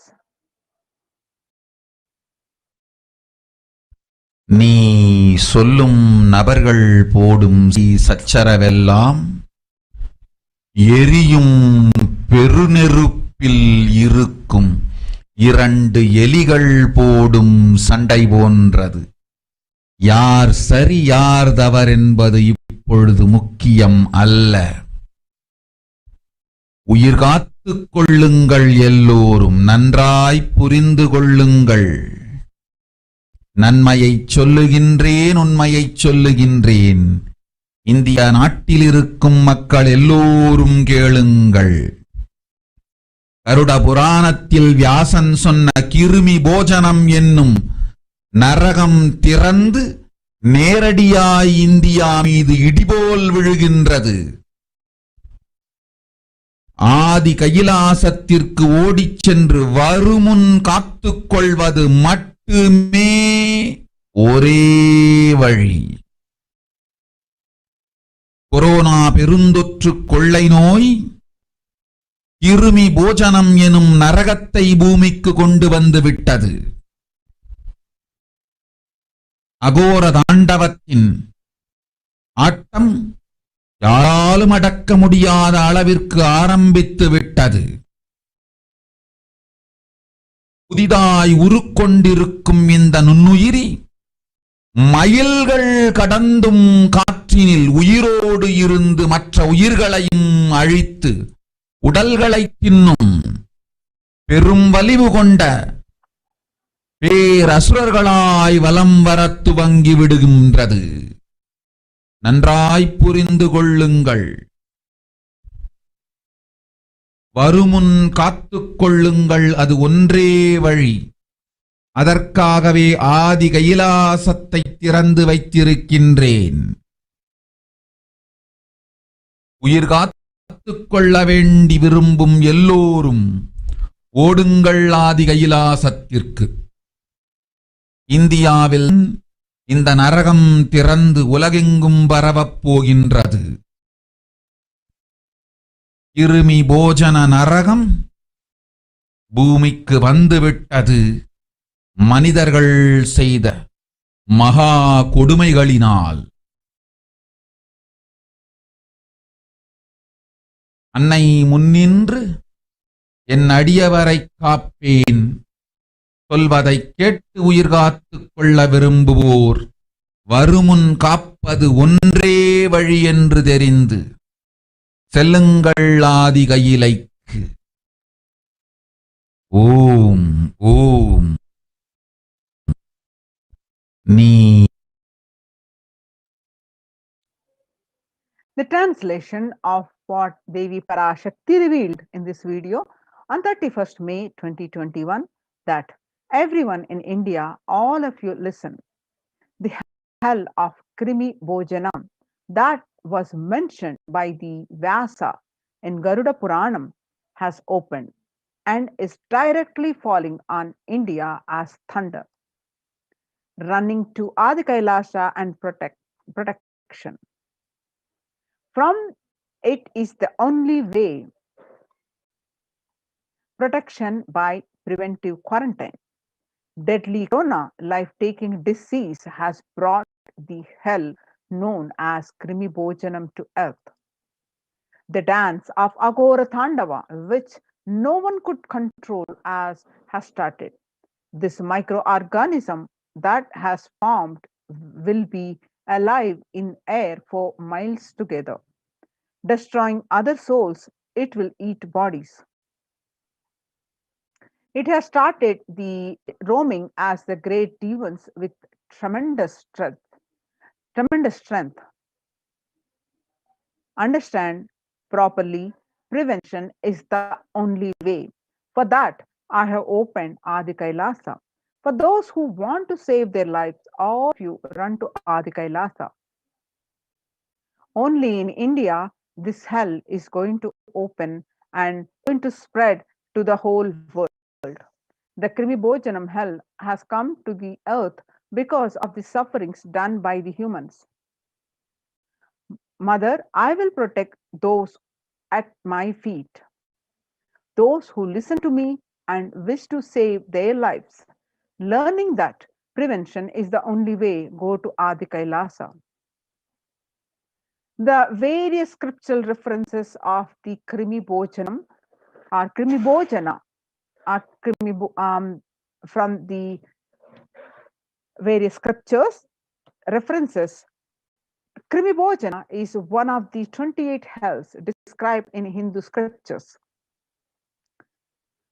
That means people are sent to suffer in a pit to be eaten up by the worms. In Garuda Purana, cosmology of hell and the nether regions. In Devi Bhagavata Purana, we find the reference. Devi Bhagavata Purana, various references on chapter 21 on narrative of hells, and chapter 22 on the narrative of the sins leading to hells.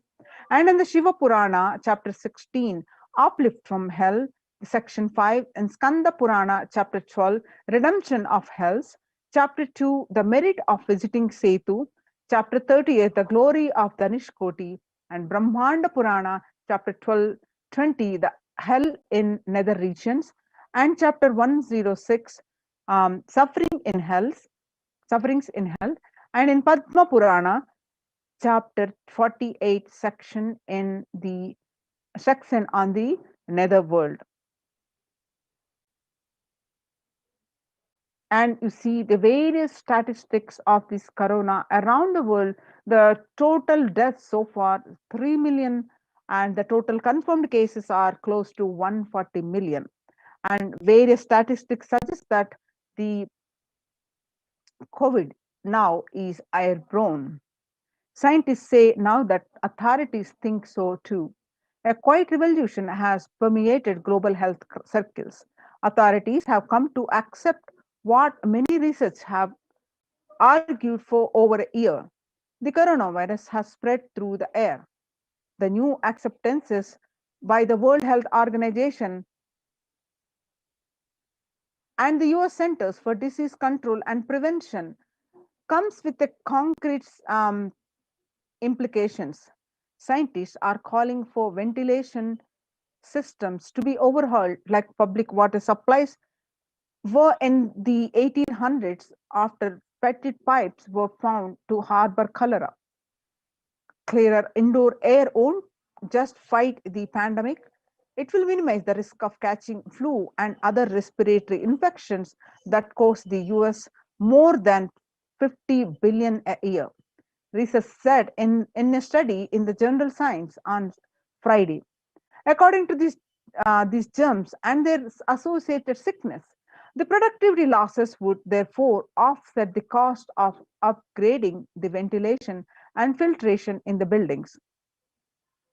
The various newspaper articles published that, and the various statistics um, uh, are, you can see the statistics that corona is now airborne and spreading so um, fast that home quarantine is not possible, and even the government making statements. Assam Chief Minister Himanta Biswa Sharma said that home quarantine is the prime reason for the large number of deaths during the second wave of corona in Assam. And the Economic Times, the Maharashtra government recently announced the decision to stop home quarantine in 18 districts, which show higher COVID positivity rate than the state's average. State Public Health Minister Rajesh Tope said that the decision to ensure better healthcare facilities to patients in districts which are showing the higher positivity rate. I see the home quarantine is not possible in India. The Business Line published recently that because of the majority of the people, about 41% of the houses have just one room, or 32% of the room just in two rooms, and an average 3 to 5 people live in one room. And in order to utilize the India's healthcare infrastructure optimally to manage the expanding fallout of coronavirus, the central government on 27th April signaled to change the approach from mandating that every person who tests positive for the virus be moved to isolation beds in dedicated hospitals or units. The government allowed home quarantine for those who with mild symptoms. The key additional condition was that their house should allow for self-quarantining, that in India it's easier than said than done. Now, you see the various statistics, various articles publishing that it's impossible to do the home quarantine in India. When the first world countries closed their borders during a massive global emergency, Kailasa has opened its doors to all without exception. Join now in Kailasa's COVID care protection centers and save life. The link is http://kailasa.org/Kailasa care. Now we will be moving on to the next segment of this program after a short break.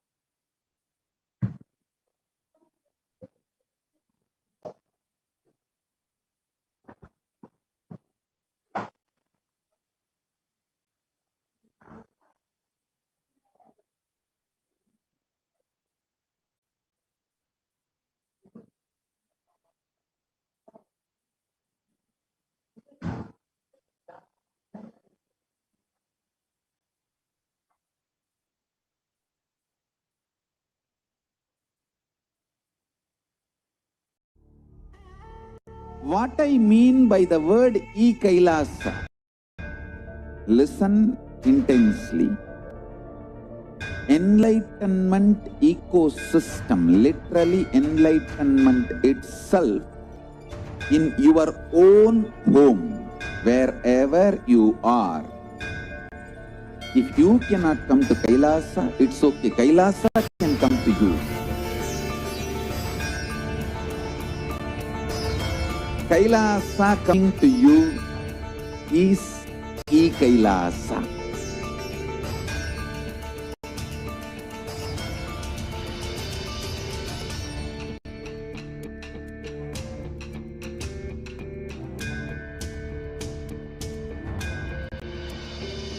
I will revive Hinduism. I am a Hindu revivalist, not by any revolution, but by evolution.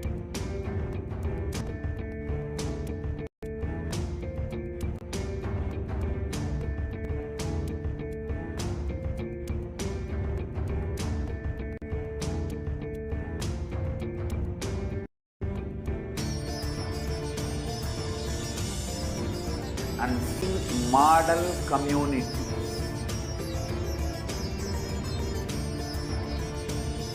Kailasas, enlightenment ecosystems, Sarvanya Peethas all over the world.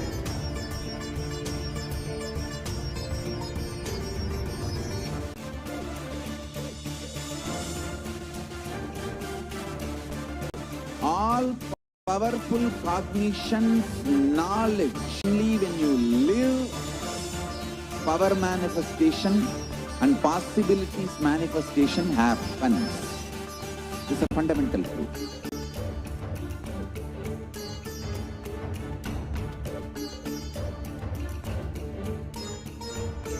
Hinduism cannot live exclusively as one sampradaya. No. All sampradayas of Hinduism is an ecosystem.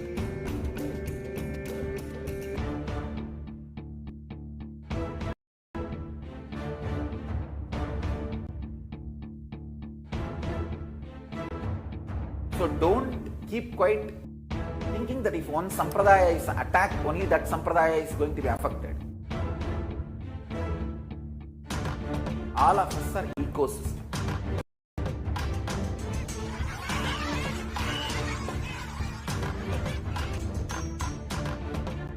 I invite all of you to get involved and enjoy Hinduism. The principle of Dharmo Rakshati Rakshitaha. When you protect Dharma, Dharma protects. Spiritual prosperity will happen whole planet can. We all have to coexist together.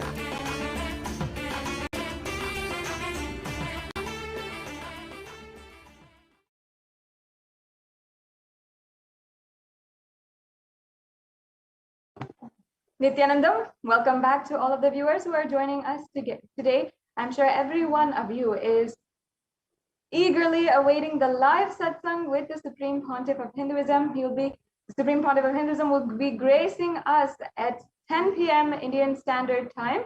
So please make sure that you are staying tuned for the further updates and you're sharing, and we will be graced with the divine presence of the Supreme Pontiff of Hinduism at 10 p.m. Indian Standard Time. It's going to be a very beautiful way that each and every one of us can sit in his divine presence, soak in the beautiful, powerful cognitions that the Supreme Pontiff will be continuing to reveal on conscious sovereignty. And of course, I'd like to remind all of the viewers that even as the satsang is going on, you can comment any of your questions regarding conscious sovereignty or any of your experiences or anything you'd like in the comment section, or you can do through the chat on the chat in YouTube chat, or as well in Facebook, Twitter. You can reply to the live feed and use the hashtag #AskTheAvatar as well. And in this way, you will be able to beautifully be able to interact personally. The Supreme Pontiff of Hinduism might as well just answer your question during the live satsang and see all of your comments, see and bless each and every one of you who asked the question. So you can ask your questions and ask if you feel you have any doubts, sincerely seeking the higher truth that the Supreme Pontiff of Hinduism is giving, then you can ask your questions in the comment section through Facebook, YouTube, Instagram, or Twitter. And later on, we will be understanding how exactly you can ask your questions as well. And we can take a few minutes now to also share this program link. Let's share with all of your family and friends, everyone who is joining us today, about how you can, how you should and you want to share this satsang, the Nityananda satsang, and share the news that the Supreme Pontiff of Hinduism himself will be coming for the live satsang. He will be gracing us at 10 o'clock at 10 p.m. Indian Standard Time. And each and every one of us will be going through the next segment in today's program on the persecution against the Supreme Pontiff of Hinduism. In the month of July, as we are coming to an end, we are strongly introspecting ourselves and also doing a deep retrospect of what actions each and every one of us Hindus have taken now, having cognized and become aware of the persecution that is ongoing against Hindus. Over the course of the last 1 month, we have been every single day presenting to each and every one of you the violence and genocide against Hindus across the world, especially in India, and even in the place where Hinduism was sourced, where Hinduism was born. We are facing so much of attack and no question of safety in the very land where Hinduism once thrived. And in so many different ways, we are seeing how Hinduism does not have any place, a safe place, to where a person who wants to live authentically the Hindu lifestyle is able to do so without risking their lives. And that is why the Supreme Pontiff of Hinduism is establishing and continues to establish the Hindu civilizational nation of Kailasa, bringing political legitimacy, social legitimacy to Sanatana Hindu Dharma once again. That is one of the amazing reasons for why we need Kailasa, the nation of Kailasa today. We were once a thriving, sprawling Hindu civilization with more than 56 different nations. But today, we are absolutely zero. We don't have even one nation. And we must, at least now, understand the need for a Hindu nation. And the Supreme Pontiff of Hinduism is literally the foremost advocate for bringing Sanatana Hindu Dharma and its teachings, reviving its teachings, and ensuring that the Sanatana Hindu Dharma, the teachings of Sanatana Hindu Dharma, continue to serve the world as they have been for millennia. And as the foremost leader, as the Supreme Pontiff of Hinduism, the Supreme Pontiff of Hinduism is doing so much to revive this nation and stand for the most progressive ideologies in the world right now. Stand for empowerment of women and global animal welfare, as well as the equal and infinite rights of all people with zero discrimination against caste, background, race, class, anything, and even with the equal and infinite rights given to all of the LGBT plus, and no matter what sexual orientation you might be coming from, no matter what race, no matter what your skin color, everything the Supreme Pontiff of Hinduism is standing for, and continuing to revive these Hindu teachings in order to serve the world, empower people in as Hinduism does in its truest, most authentic form.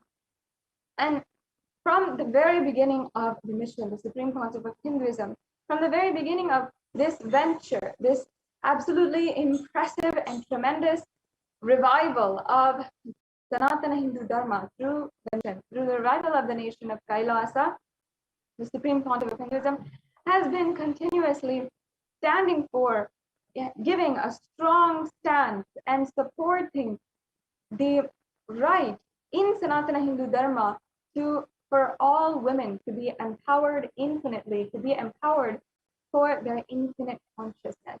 And the Supreme Pontiff of Hinduism, though this might be a very taboo or even progressive stance that the Supreme Pontiff of Hinduism has taken, he still has been standing by it, and no matter what, ensuring continuously that he is standing by these extremely profound, strong stances where all women in Kailasa are even given the right to worship, are given the right to take up sannyas, and given the right to live a violence-free life, which women across the world do not even, are very rarely women are able to say for themselves. They live in a violence-free world strongly, without even a question of the safety in the hands of whom they are trusting. And yet the Supreme Pontiff of Hinduism has successfully created ecosystems where so many different women could be empowered. And today, the Supreme Pontiff of Hinduism is recognized for his tremendous amount of work in bringing the status of the violence against women, reporting the status of the violence against women in India and against Hindu women to the United Nations, to the UN. And the Supreme Pontiff of Hinduism is the foremost leader and advocate for eliminating all violence against women. And the work that the Supreme Pontiff of Hinduism is doing for this is literally creating so many different concrete measures in order to eliminate violence, in order to create conflict-free and violence-free ecosystems. And Pontiff of Hinduism has done so, has shown by example, be it any of the Hindu ecosystems where literally women are able to express themselves, express their inner strength, and harness their inner strength to take up and be empowered in leadership positions, in administrative positions. In Kailasa, around the world, more than 2/3 of the leadership positions are filled by women. And women take the leading stance, and women are the leadership positions in the government structure of Kailasa, not just in the main government structure, but Kailasas across the world. In all the different leadership positions, women are taking up more than 2/3 of the roles, which is actually a majority of the leaderships and administrative roles in Kailasa. And the Supreme Pontiff of Hinduism has literally created this place, a beautiful environment where women are empowered, women can heal from any kind of trauma that they have been through. Women are sheltered and protected if they are targeted for any kind of violence by neo-Hindutva militant forces. And in this preceding segment, what we'll be understanding and going into is specifically how the United Nations has recognized the Supreme Pontiff of Hinduism for bringing to light and reporting the amount of femicide ongoing against Hindu marginalized communities in India and as well as around the world. And the Supreme Pontiff of Hinduism has literally been working many years in order to create this femicide observatory where we are analyzing the amount of violence, the crimes against women, and the gender-based killings that have been happening for the last 1,000 years, including even uncovering some of the dehumanized and invisible amount of crimes the last 2 decades. The Supreme Council of Hinduism has been continuously reporting and ensuring to report, and now the United Nations has accepted and recognized the report given by Kailasa on the violence and femicide against the women Kailasa, and the United Nations has published this on their website, the Human Rights Commission, and in the website, in the page for the UN Special Rapporteur for femicide. And it's an amazing step that the United Nations has seen the amount of violence that has been going on. And the Supreme Pontiff of Hinduism has literally brought light and shed light onto the immense amount of crimes that have been going on and take a step towards eliminating violence against women and Hindu women once and for all. And in this report, we have understood the various different persecutions and relentless killings and violence that Hindu women have been through for the last 1,000 years. In fact, the Adi Shaivite minority tradition, which is the community of Kailasa, the marginalized community, which the Supreme Pontiff of Hinduism is actively reviving, has been subject for thousands of years to persecution, whether it is the Mughal invasion, whether it is the British occupation and enslavement of the entire population and entire civilization of Hindu women.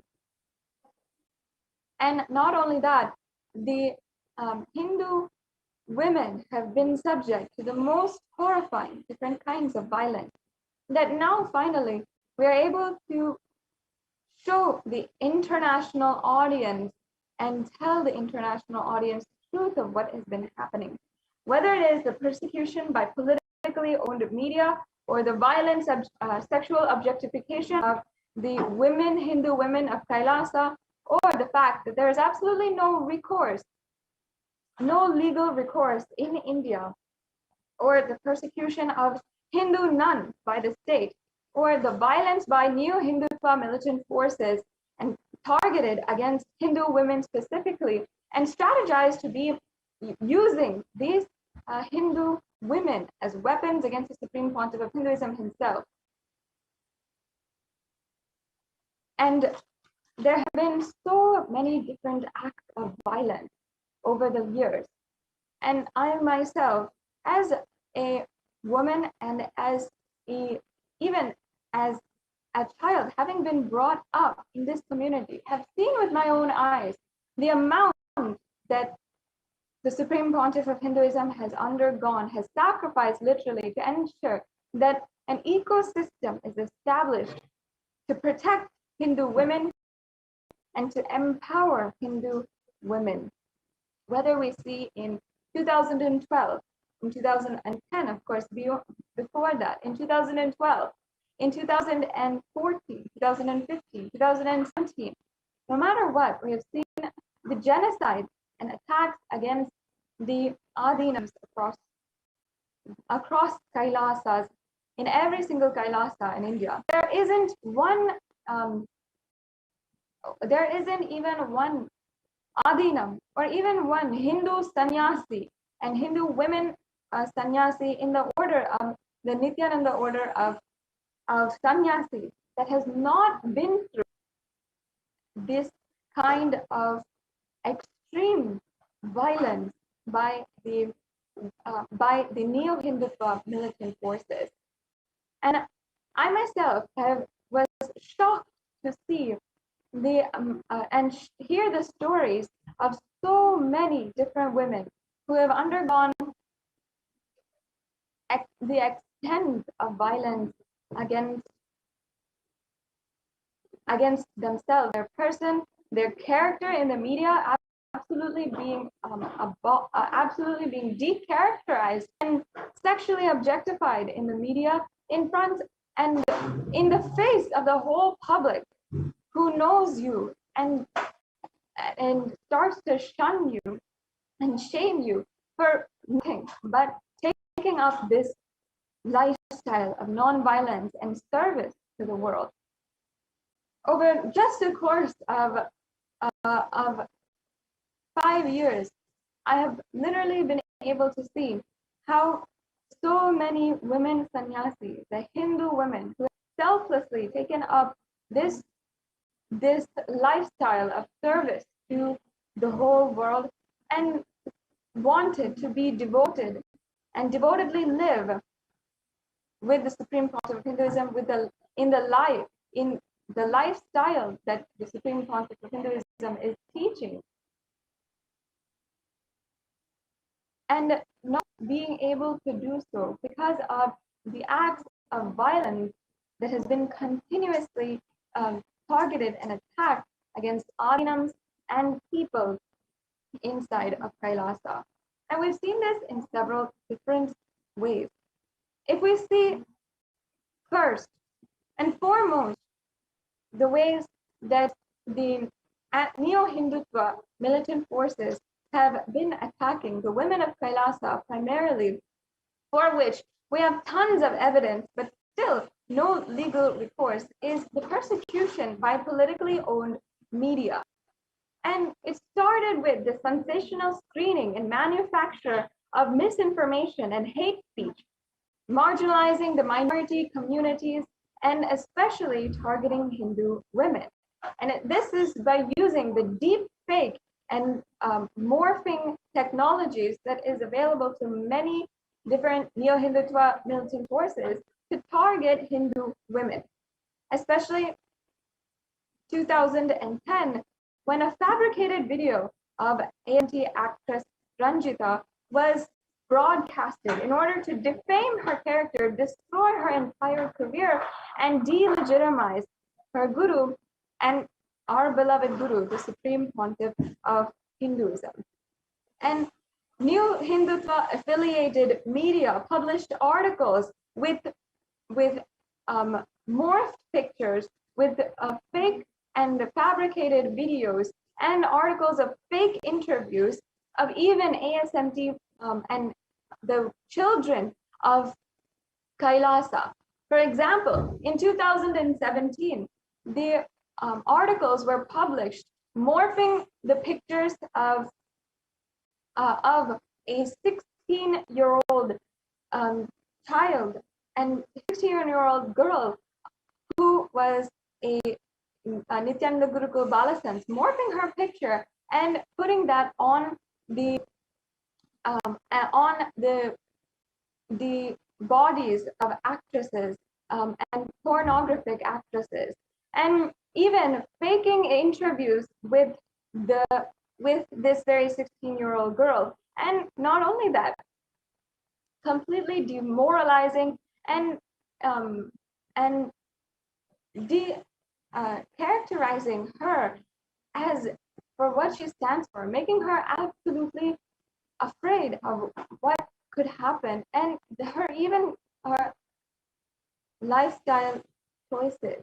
And unfortunately, they have even characterized each and every one of the women of Kailasa as even addressed them as brainwashed, as even saying that they were sodomized disciples, calling them witches and prostitutes and cult worshippers. These are the exact terminologies that the neo-Hindutva militant forces, as well as the invading forces and missionary forces, have always been using in order to delegitimize, decharacterize, and continue the violence against the Hindu women. And even by using different titles such as hang the sin swamis in the different media articles, these are always the examples of violence inciting media articles, which literally incite so much violence, and at least in the opinion of the public, they are criminalizing Hindu women and the Supreme Pontiff of Hinduism. And not only this, in the media we have seen so many different women who have been whose narratives and articles have been published in the media, and absolutely posting false different narratives, and so many victims who had undergone so much of trauma, pain, even as children, including, and I'm speaking on behalf of myself as well, victims who were then projected in the media and told to be a liar, told to be brainwashed, and absolutely marginalizing each and every one of us, making the crime itself seem so belittled and being so little, and making that itself invisible. This is what is called secondary victimization. First, victimizing the women of Kailasa through brutal force, through rape, and through sexualization, and through sexual molestation, child molestation, and then secondarily victimizing them by making them undergo so much of violence in terms of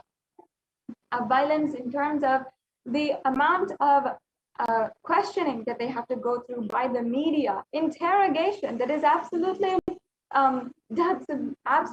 baseless, and shaming them in public, and literally questioning them, and their most sacred of their values, their own relationship, and their own beautiful sacred sentiments with the Guru. And though we have seen multiple accounts of violence against the women of Kailasa, and though we have seen so many accounts of rape, molestation, and blackmail against women, we have not been able to successfully, in any case, have the legal recourse in India, especially through the media. If we see, the media is easily able to sway the opinion of the public and even the court judges, and court judgments are even not honored by the media. For example, from 2010, 2011, the ASMT actress Ranjita had literally been going court to court, even to the Karnataka High Court, and several associated channels, as well as different courts, in order to file petition and to seek justice for the crimes done against her. And yet, even though courts had ordered in her favor, still the media never honored the court judgments and willfully continued their decharacterization by streaming 14,000 hours of hateful content against her and other women of Kailasa. And while we're seeing this, in contrast, there still has been some cases of legal recourse outside of India, just to show the contrast to all the viewers. In India, while there's been no legal recourse, and even if a Hindu sannyasi goes to the police and asks for some kind of acceptance of their complaint, still her police complaint is rejected, is not accepted, and even though she has gone to the length of writing and reproducing that trauma inside of her, still never it has been accepted and never been taken forward to receive justice against her attackers and her offenders and the neo-Hindutva militants who attacked her. While on the other side, in the USA, even in 2017, US courts had penalized media for defamatory content targeting the ASMT, the Adi Shaivite minority tradition community, and penalized $5 million against a media channel. If you see just this contrast, you can see how in the corruption has gone to such an extent that there is no way that any woman could find legal recourse in India. Even a well-established and hardworking actress who one might find, whom one might think is able to receive justice for the acts of crime done against her, still, because this is a targeted attack against women of Kailasa and the disciples and the Supreme Pontiff of Hinduism himself, there is so much of attack ongoing against the women of Kailasa and the Supreme Pontiff of Hinduism. And not only that, we have seen the persecution of Adi Shaivite minority tradition Hindu nuns, even by state authorities. If we see so many different cases where in 2012, 16 women were arbitrarily arrested in the middle of June at 6 p.m. at night, even though it is absolutely illegal for women to be held against her will anywhere outside of her home in India. It is illegal for women to be held in any place that is not her home after 6 p.m. And what the events, the sequence of events that happened in 2012 literally shows how the Hindu nuns have been targeted for nothing but being disciples of the Supreme Pontiff of Hinduism and for being strong, standing for the revival of Hinduism, which was exactly against the agenda of the state and against the agenda of the neo-Hindutva militant forces. If we see on 6th June 2012, the media had literally raided the Adinam in Bidadi, in Adi Kailasa Sarvagnipitam, and we even have footage of all of the attacks which happened in 2012. And women were being brutally mobbed, being violated and attacked. And that was being filmed and broadcasted in national television. And in so many different cases, women were brutally raped and were sexually molested. In the case Manitya Achalananda Swami, Manitya Bhaktikananda Swami, Manitya Shraddhananda Swami, Manitya Jnanatmananda Swami, every single one had been brutally sexually molested during these raids of the entire Adinam, where literally the neo-Hindutva militants had jumped over the gate and attacked Adinavasis, destroyed property, and continued absolute destruction of the entire property, creating havoc of all kinds. And yet, within less than 24 hours, these women that have named, were suddenly called by the police, called by the state authorities, and were arrested. For what reason? The anti-Hindu, the militant forces had, in this time between the attacks, had filed a case against these women so that they would not be able to file for legal recourse. It seems there is a technical glitch. We can stop the share and start again.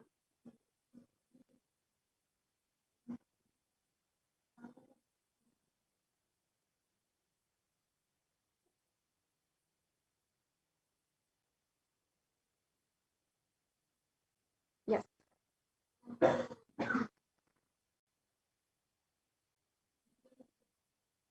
Yes. So overnight, women were unable to speak for themselves, were held against their will in the state authorities in prison overnight. And we were, in this time, the women had undergone so much of violence, being absolutely ridiculed, harassed, and molested by state authorities in prison on this very night. And the women, specifically Manitya Achyutananda Swami, Manitya Bhaktikananda Swami, and all these women have written their sharings, have reproduced and had literally gone through that trauma again and again, writing again and again the trauma that they have been through, and trying to file in any police station for the crimes that were done against them. But they were not able to find any kind of legal recourse, and their attempts to find justice and seek some sort of healing, legitimate healing for themselves, was absolutely rejected. And still, again, we're finding that there is no legal recourse happening in India, and the actions of the media continue to exacerbate the amount of violence which was targeted by the neo-Hindutva militant forces. And continuously, these acts would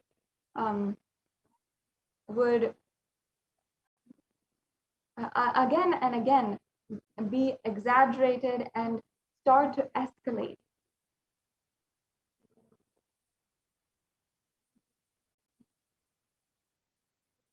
And each and every one of you can see literally the attacks that have been happening in 2012 and subsequently in 2017, how raids and the neo-Hindutva militant forces had raided the Adinam, had destroyed the property, and literally stoned each and every one of us.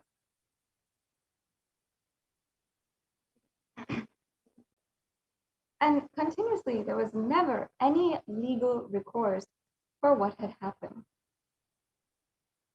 And thankfully today, now we're seeing the exact footage of what had happened during the 2012 attacks. And the first thing, which was even broadcasted in national television, is in order to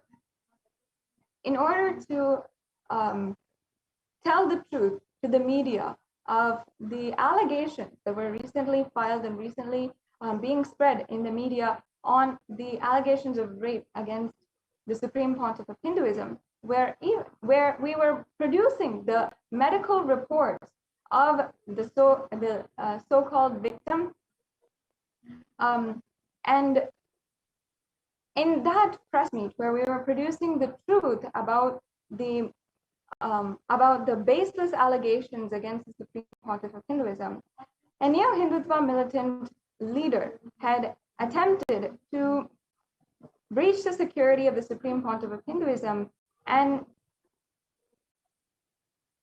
literally attempt to assassinate him with an anthrax bomb, which you're able to see. And immediately the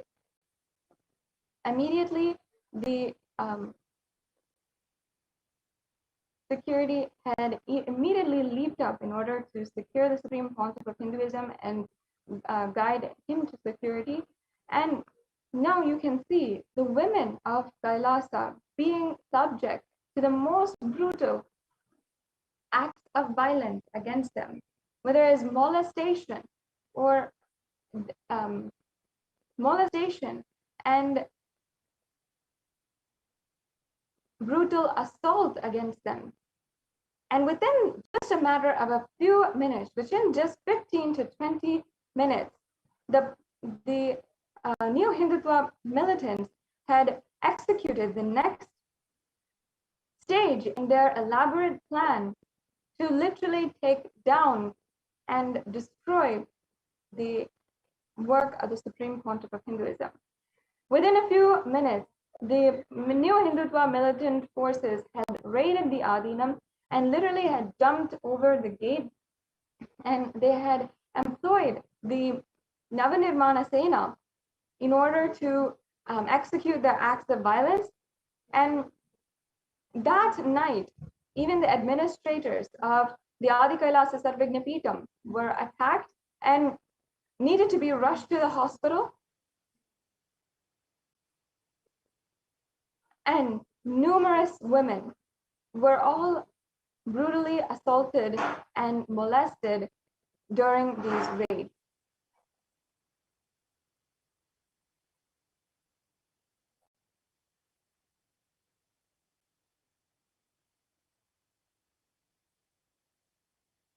Here you can see that very footage of the huge mob attacking, throwing stones across the gate,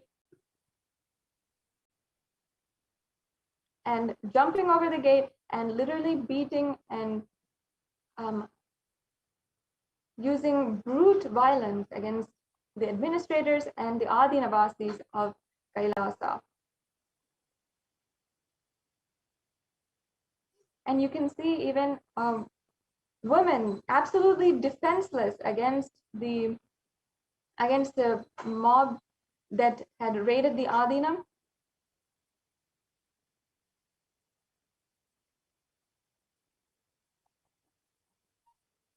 And this very footage was submitted to the police in order to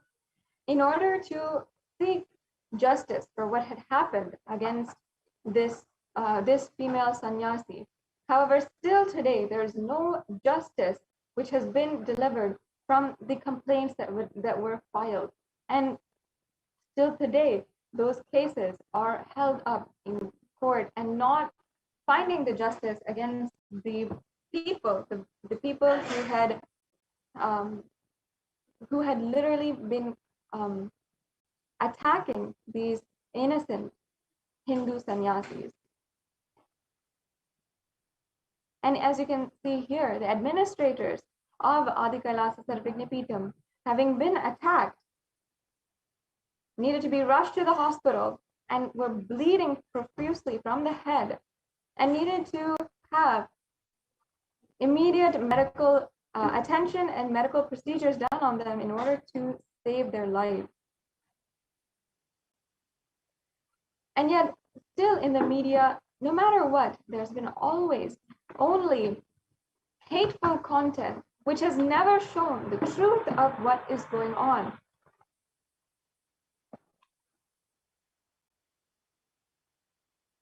Still, only the sensational screening and manufacture of misinformation and hate speech is continuing to marginalize the minority communities and targeting the Hindu women.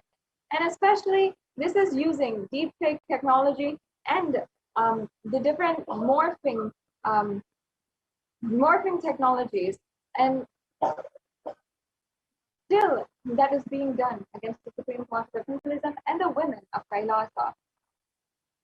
Here you can see on the following day, the women of Kailasa wanted to speak out and hold another press meet in order to tell the media the truth of what was going on. And yet another attack ensued inside of the Adinam. In order to withhold the truth from being told in the media, as well to enforce more brute violence against the Hindu sannyasis and the women of Kailasa. And within just hours of this attack, these women, without even being told, were arrested, and not even told what for they were getting arrested. Then they were held by the state authorities.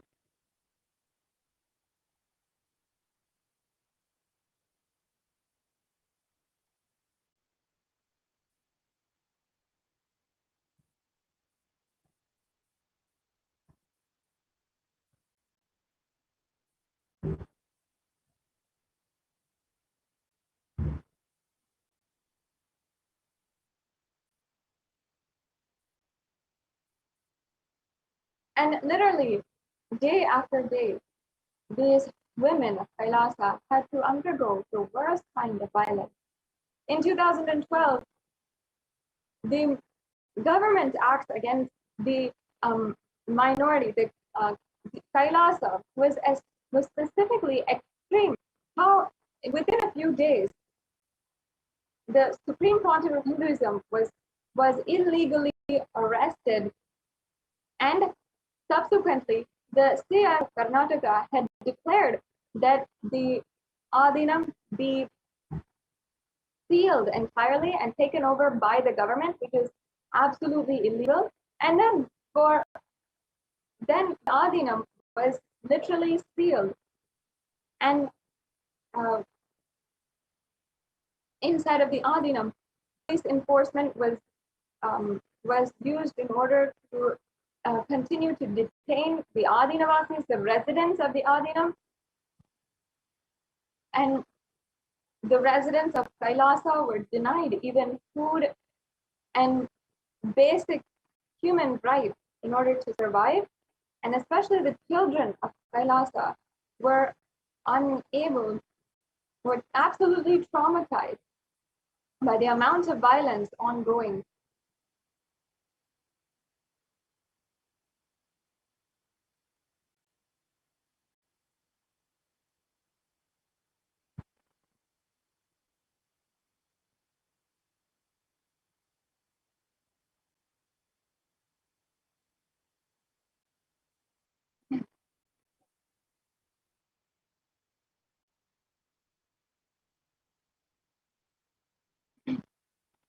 The children of Kailasa and the subsequent attack against the whole Adinam had needed to be protected, and at this time, even the bank accounts of the Adinam were frozen, and we could not even get the proper food and arrange for the proper food for the children in Vidyana Gurukul Balasa. As in this time, the entire Adinam was sealed and taken over by the government. So in this way, we are continuing to see how the femicide and acts of femicide against the Hindu women has been ongoing continuously for the last few decades against the women of Kailasa. And this is just a representation and hologram of the attacks against the women of Hinduism for thousands of years.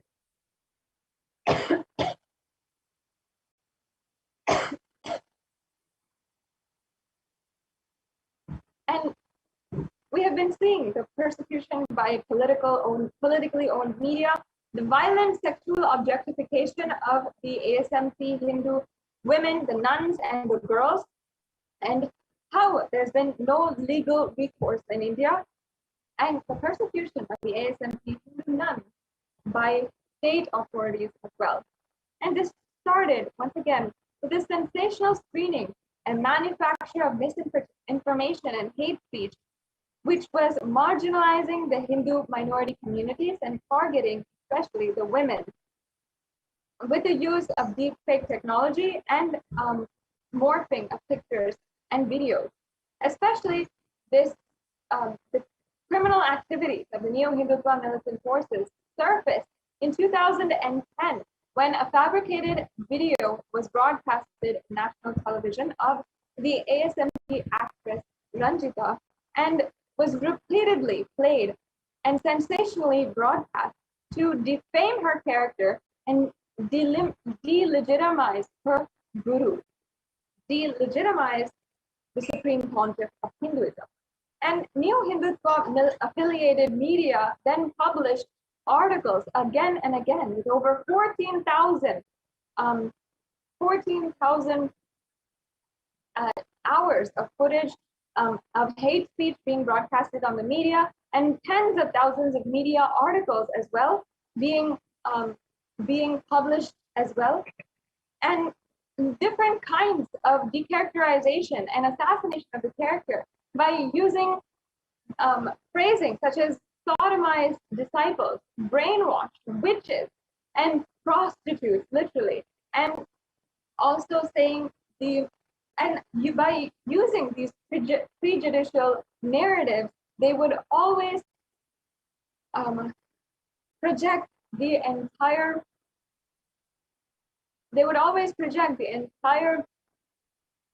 event and narrative in a completely manipulative way that would confuse the entire public.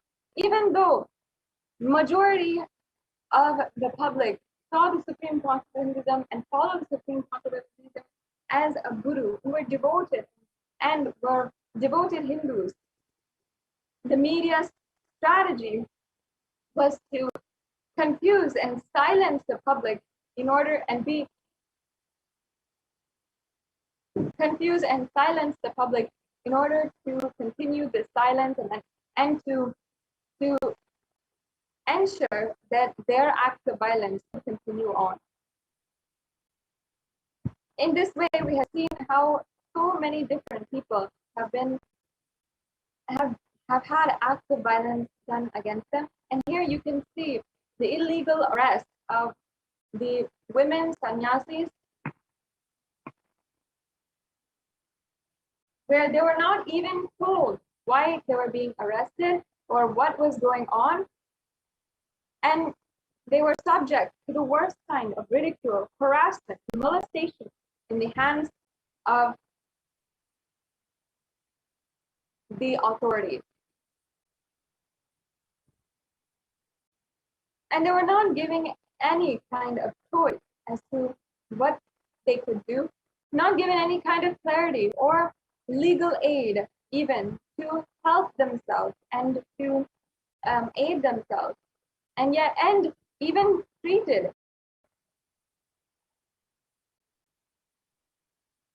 manhandled, abused by the officials who were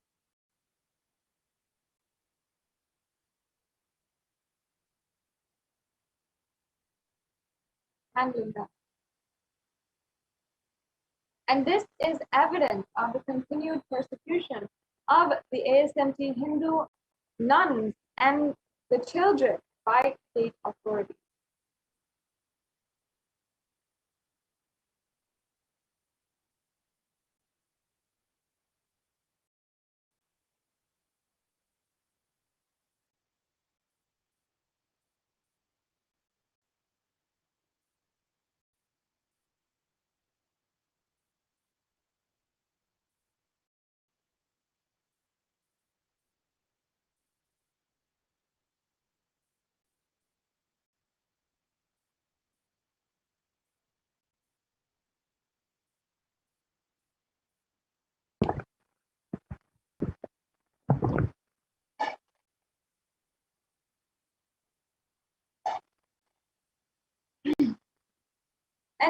Continuously, as you are seeing, we have been subject to all kinds of different violence in the hands of anti-Hindu militant forces, the neo-Hindutva militant forces. And today, thanks to the immense amount of work, the tremendous amount of hard work the Supreme Pontiff of Hinduism has done, and his sacrifice for each and every one of the Hindu women. Today, at least in some way or form, our voices are being heard. The United Nations has recognized the acts of violence done against the Hindu women. I request each and every one of the viewers, as we are awaiting the divine presence of the Supreme Pontiff of Hinduism, please take a few minutes and explore the link where the United Nations has recognized the work of the Supreme Pontiff of Hinduism to eliminate the violence against women of Kailasa and eliminate violence against women as well. And you can explore and see for yourself the way the Supreme Pontiff of Hinduism is representing and advocating for the elimination of violence in the United Nations and in the United Nations Special Rapporteur of Femicide. Among so many different civil society organizations, in this, the representative for India is only Kailasa, only the Supreme Pontiff of Hinduism, who has brought to light, who has brought to the international audience the immense amount of violence going on in order to eliminate it once and for all.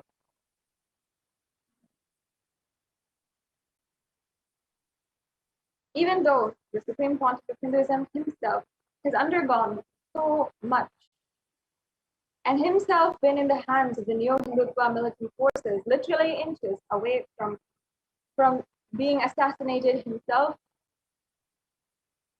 the Supreme Pontiff of Hinduism has continued to ensure that each and every one of us is empowered and stands so that we can live our lives as we want to, as we had declared want to live, as sannyasis, as rudrakanyas, as brahmacharis, as balasas, and live a life powerfully.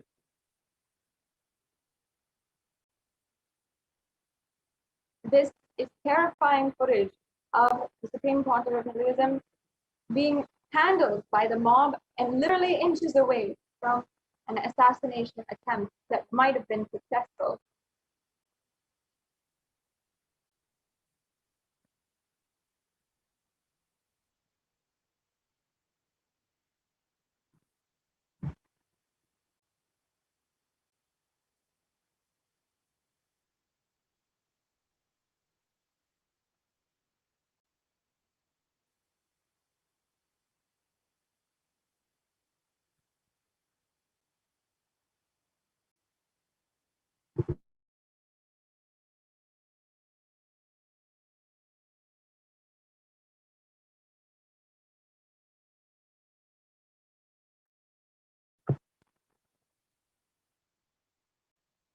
Over the years,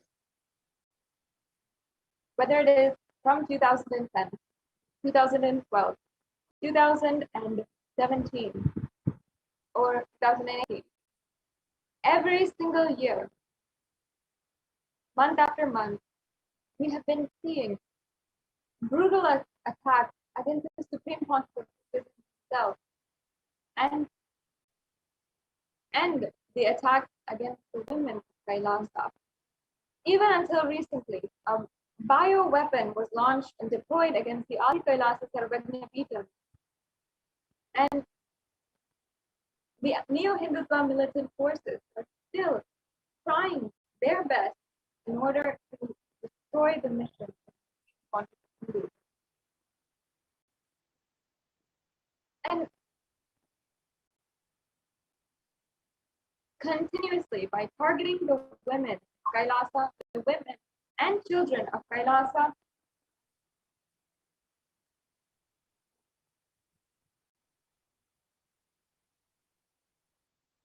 we have been seeing how the neo-Hindutva affiliated media, as well as you can see here, have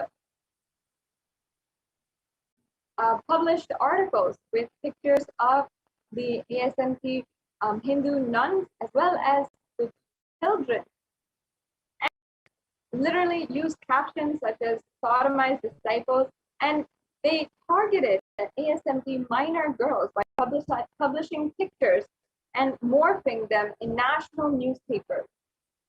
And as you can see here, they literally denied the Supreme Pontiff of Hinduism his right to worship and right for religion. And due to this, there wouldn't be any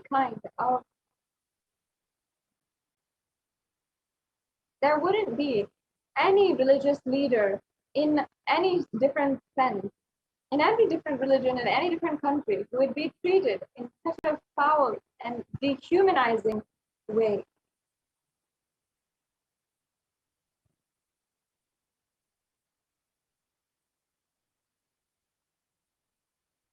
And yet it is the Supreme Pontiff of Hinduism who has literally advocated for the elimination of violence more so than any person today.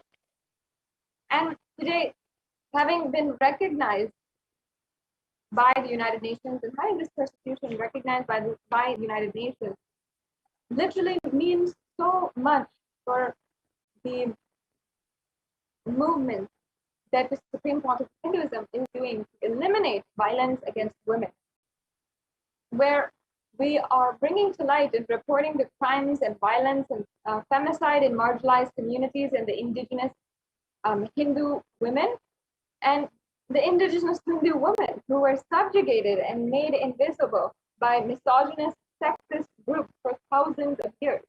And the Supreme Pontiff of Hinduism has done so by empowering women, many of whom are targets or have once been victims of the neo-Hindutva militant forces, and empowering them through the various orders of Kailasa as well.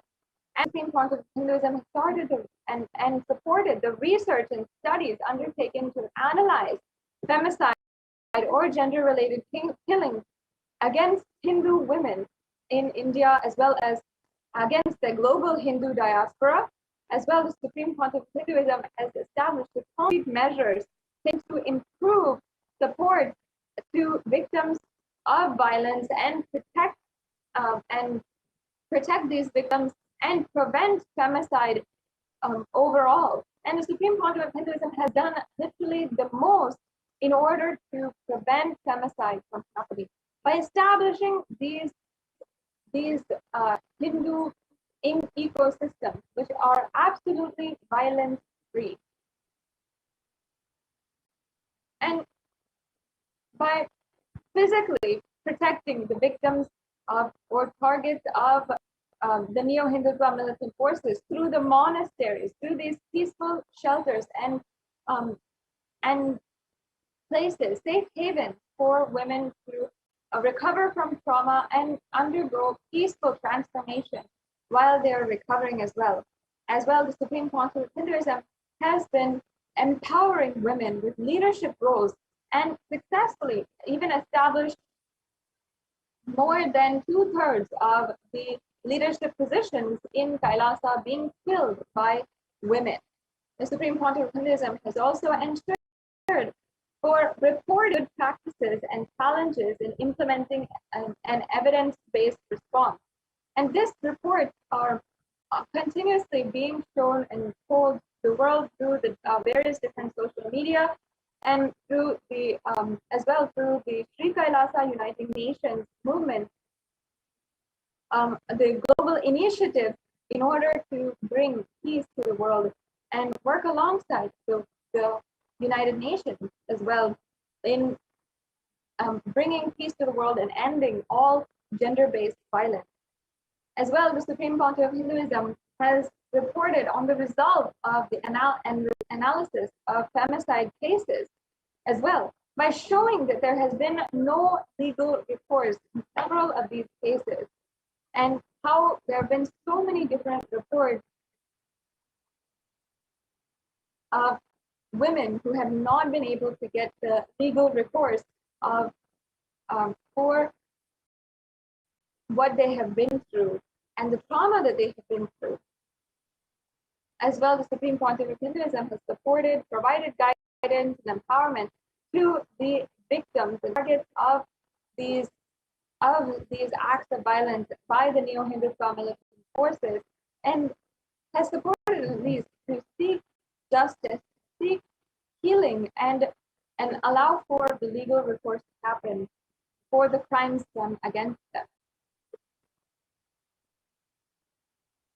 And in so many different ways, we have seen how this violence happened. And the Supreme Pontiff of Hinduism has been continuously working and ensuring that that there is no longer any violence against the victim and women. Allah has ensured that there will be no way that anyone can harm a woman from Kailasa, can harm a Hindu woman, and restoring the sacred sentiment of Hindu women across the world, reviving the way that women are worshipped in Sanatana Hindu Dharma. The Supreme Pontiff of Hinduism has been literally the world's foremost leading advocate for eliminating gender-based killings, femicide, and violence against women, against Hindu women, and in India, as well as against the global Hindu diaspora. And today, the United Nations has recognized the amount of work that the Supreme Pontiff of Hinduism has done, has published reports that we have submitted to the United Nations, and has ensured and has ensured that each and every one of us who are victims of horrendous crimes are empowered to stand strong and to have our voices heard, and the crimes done against us. And for each and every one of us women, the Supreme Pontiff of Hinduism has literally created these ecosystems to ensure that we are empowered, and we can be empowered, and to show literally the whole world that we can be empowered by the sacred Hindu sentiment of Sanatana Hindu Dharma. But still, there has not been any kind of legal recourse, any kind of acknowledgement and apology by the media to end the violence that has been done against us and that has been done against the Supreme Pontiff of Hinduism. As you can hear, this is footage from the attacks that were done against the Pavalakundru Adinam in 2017. 4 years back, anti-Hindu militant forces raided the Adinam, the peaceful monastery in Pavalakundru, a sacred Hindu site for all Kailashians across the world, as it is the very place where the Supreme Pontiff of Hinduism had the beautiful enlightenment experience. And yet today, it is a place, it's still a place of continuous attack, vandalizing, and trespassing by neo-Hindutva militant forces. And it is still not safe for any woman to live in. And you can see the escalation of the attacks where neo-Hindutva militant forces are literally attacking the women, and while they are protecting their deities with their lives and holding on to them, they are literally being dragged, pulled, assaulted, and even the children amongst them are being sexually assaulted as well. And each and every one of us, as we are coming closer and closer to live Nityananda Satsang happening tonight at 10 p.m., we must realize that it is time now to declare our conscious sovereignty. And we must do that by taking responsibility, understanding the violence done against Hindus, the violence that we have undergone, and what the Supreme Pontiff of Hinduism himself has undergone in order to revive Sanatana Hindu Dharma.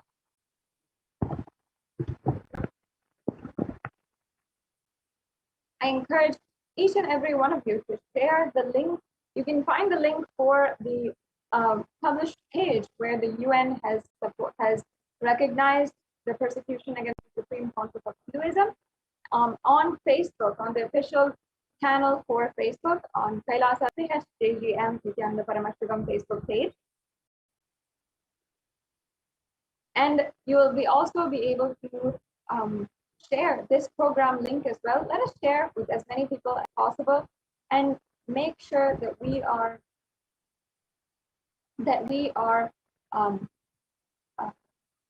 doing our part in ensuring what the Supreme Pontiff of Hinduism has done for each and every one of us Hindus is shown to the world, is told to the world, and brought to the international platform, to the international audience.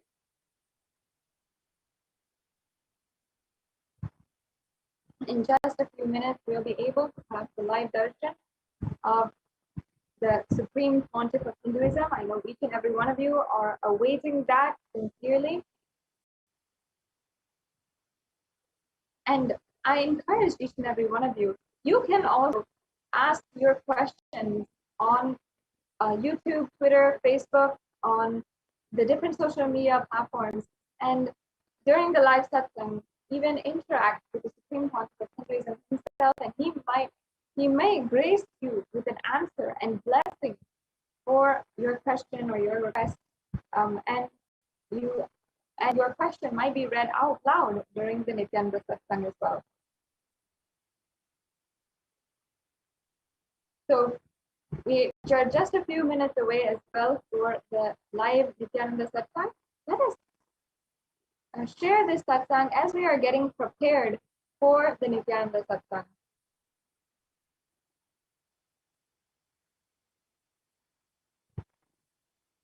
Each and every one of you can spend a few minutes and share this satsang, share this program link, and you can share with all your different, in all of your different social media platforms, perhaps in your favorite one where you're most comfortable, whether that is Facebook, Instagram, Twitter, or YouTube. You can go ahead and ask.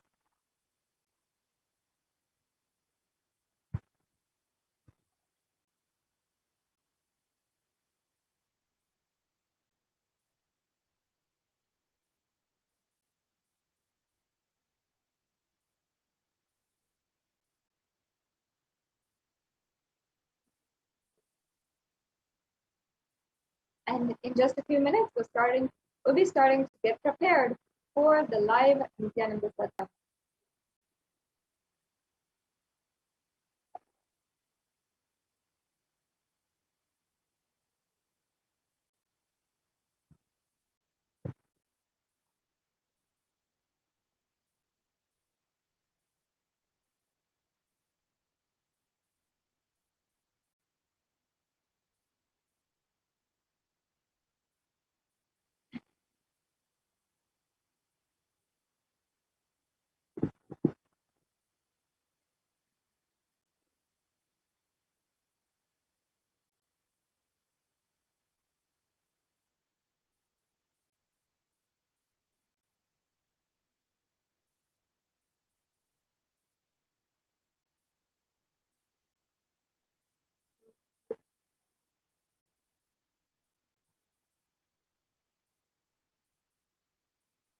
And we'll just be getting right back with you and starting to prepare for the live Nityananda satsang after a very quick break.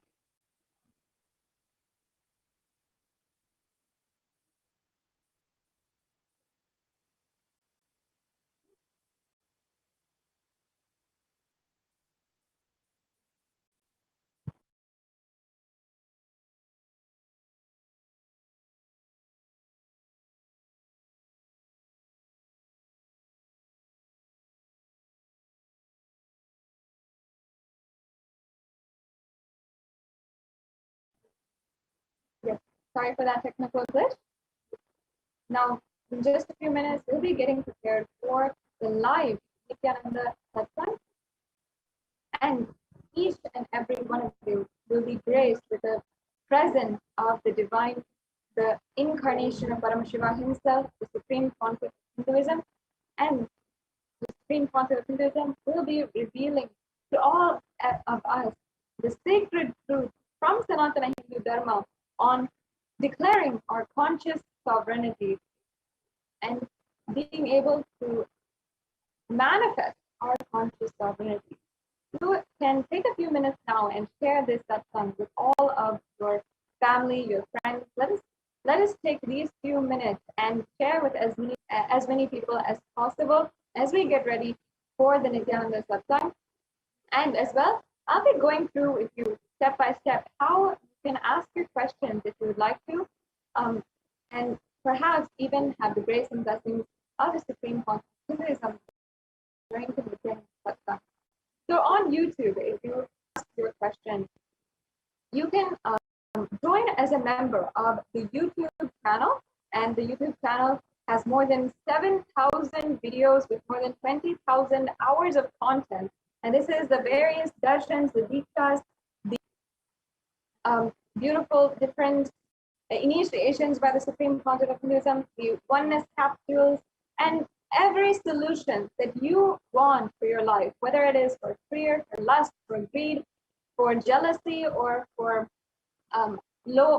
not having enough money in your life, for having poor relationships in your life, whatever it is, whatever solution that you want, you can ask, and you can really find a solution through this channel. So I highly recommend and encourage that you become a member of the YouTube channel today. And if during the Nityananda satsang, you can ask your questions live directly through the avatar during the Nityananda satsang, you can simply ask your questions in the chat, and only members during the Nityananda satsang will be able to comment at this time. And you can join as a member right now and get ready. You can ask any of your questions, your sincere seeking questions to the Supreme Pontiff of Hinduism, and you might be just graced by an answer and his blessings during the Nityananda satsang. And it's a beautiful way that you can receive his blessings and he can see your messages during this time. The Supreme Pontiff of Hinduism may even answer your question directly during the Nityananda satsang as well. So on Facebook as well, you can go to the Kailasa's main Facebook page and the official handle of the Supreme Pontiff of Hinduism, the official page of the Supreme Pontiff of Hinduism on Facebook at Kailasa's SPHJGM Nityananda Paramashivam on Facebook. And you can like and follow this page. Make sure that you are liking and following, and you will be able to get any notification for the special darshans, the special dikshas, the satsangs, anytime that the Supreme Pontiff of Hinduism is gracing us live. And there's many times that are unannounced, that are absolutely a surprise. And when the Supreme Pontiff of Hinduism graces us, and we are, and in order so that you can never miss a darshan or a diksha or a satsang, you can get the live notification. And also you can, if you want to, if you perhaps miss, you are commuting or you are at work during any of the darshans or dikshas, you can ask, you can simply go back, scroll down, and see the retelecast or the video of the live satsang. So you'll never even miss a satsang or a darshan or a diksha in case you do have to miss it. Make sure that you're liking on Facebook. And as we are just getting closer and closer to the live satsang, you can ensure that you are also, you can ask your questions through Twitter. You can also share this live satsang on Twitter. Just hit retweet to the live Twitter feed of this satsang, and you can ensure that you are asking your questions if you would like to by hitting reply to this tweet on Twitter and using the hashtag #AskTheAvatar, and you can tag @SriNityananda for your questions to be answered by the grace of the Supreme Pontiff of Hinduism during the Nityananda Satsang. And as well on Instagram, you can ask your questions as well um, by commenting on the post for the live satsang, and as well you can also send your questions through WhatsApp or through the live chat on the kailasa.org website. So in that way, you will be able to ask your questions. You can ask your questions about anything, about if you are sincerely seeking, or if you are seeking some kind of advice or guidance in your spiritual path, you can ask, and by the grace of the Supreme Pontiff, you'll be able to, you might have the guidance you are looking for, or perhaps even more than that, with his blessings and grace. So I invite each and every one of you, if you'd like to, you can ask your question, get ready and ask. And please do spend a few minutes right now and share this satsang. Let us enrich the whole world with the presence of the avatar with us on planet Earth right now, without whom we will not be able to enjoy Sanatana Hindu Dharma, the lifestyle of Sanatana Hindu Dharma as we do today. And we would not be able to be assured that Sanatana Hindu Dharma is absolutely in the right hands and will be protected as the last hope of Hinduism. Now, let us take a few minutes and continue to share in all these different social media platforms.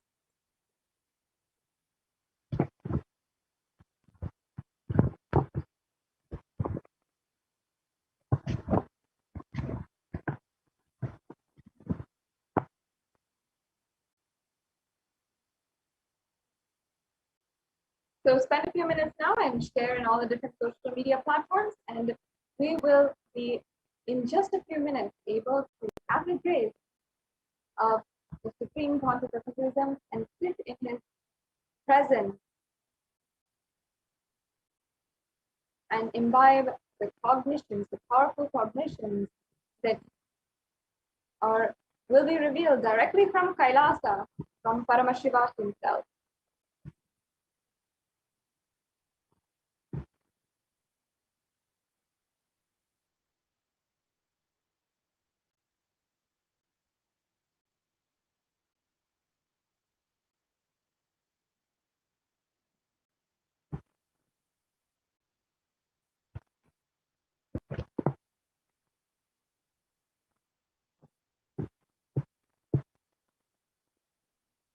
Yes, we can continue sharing in all the different social media platforms.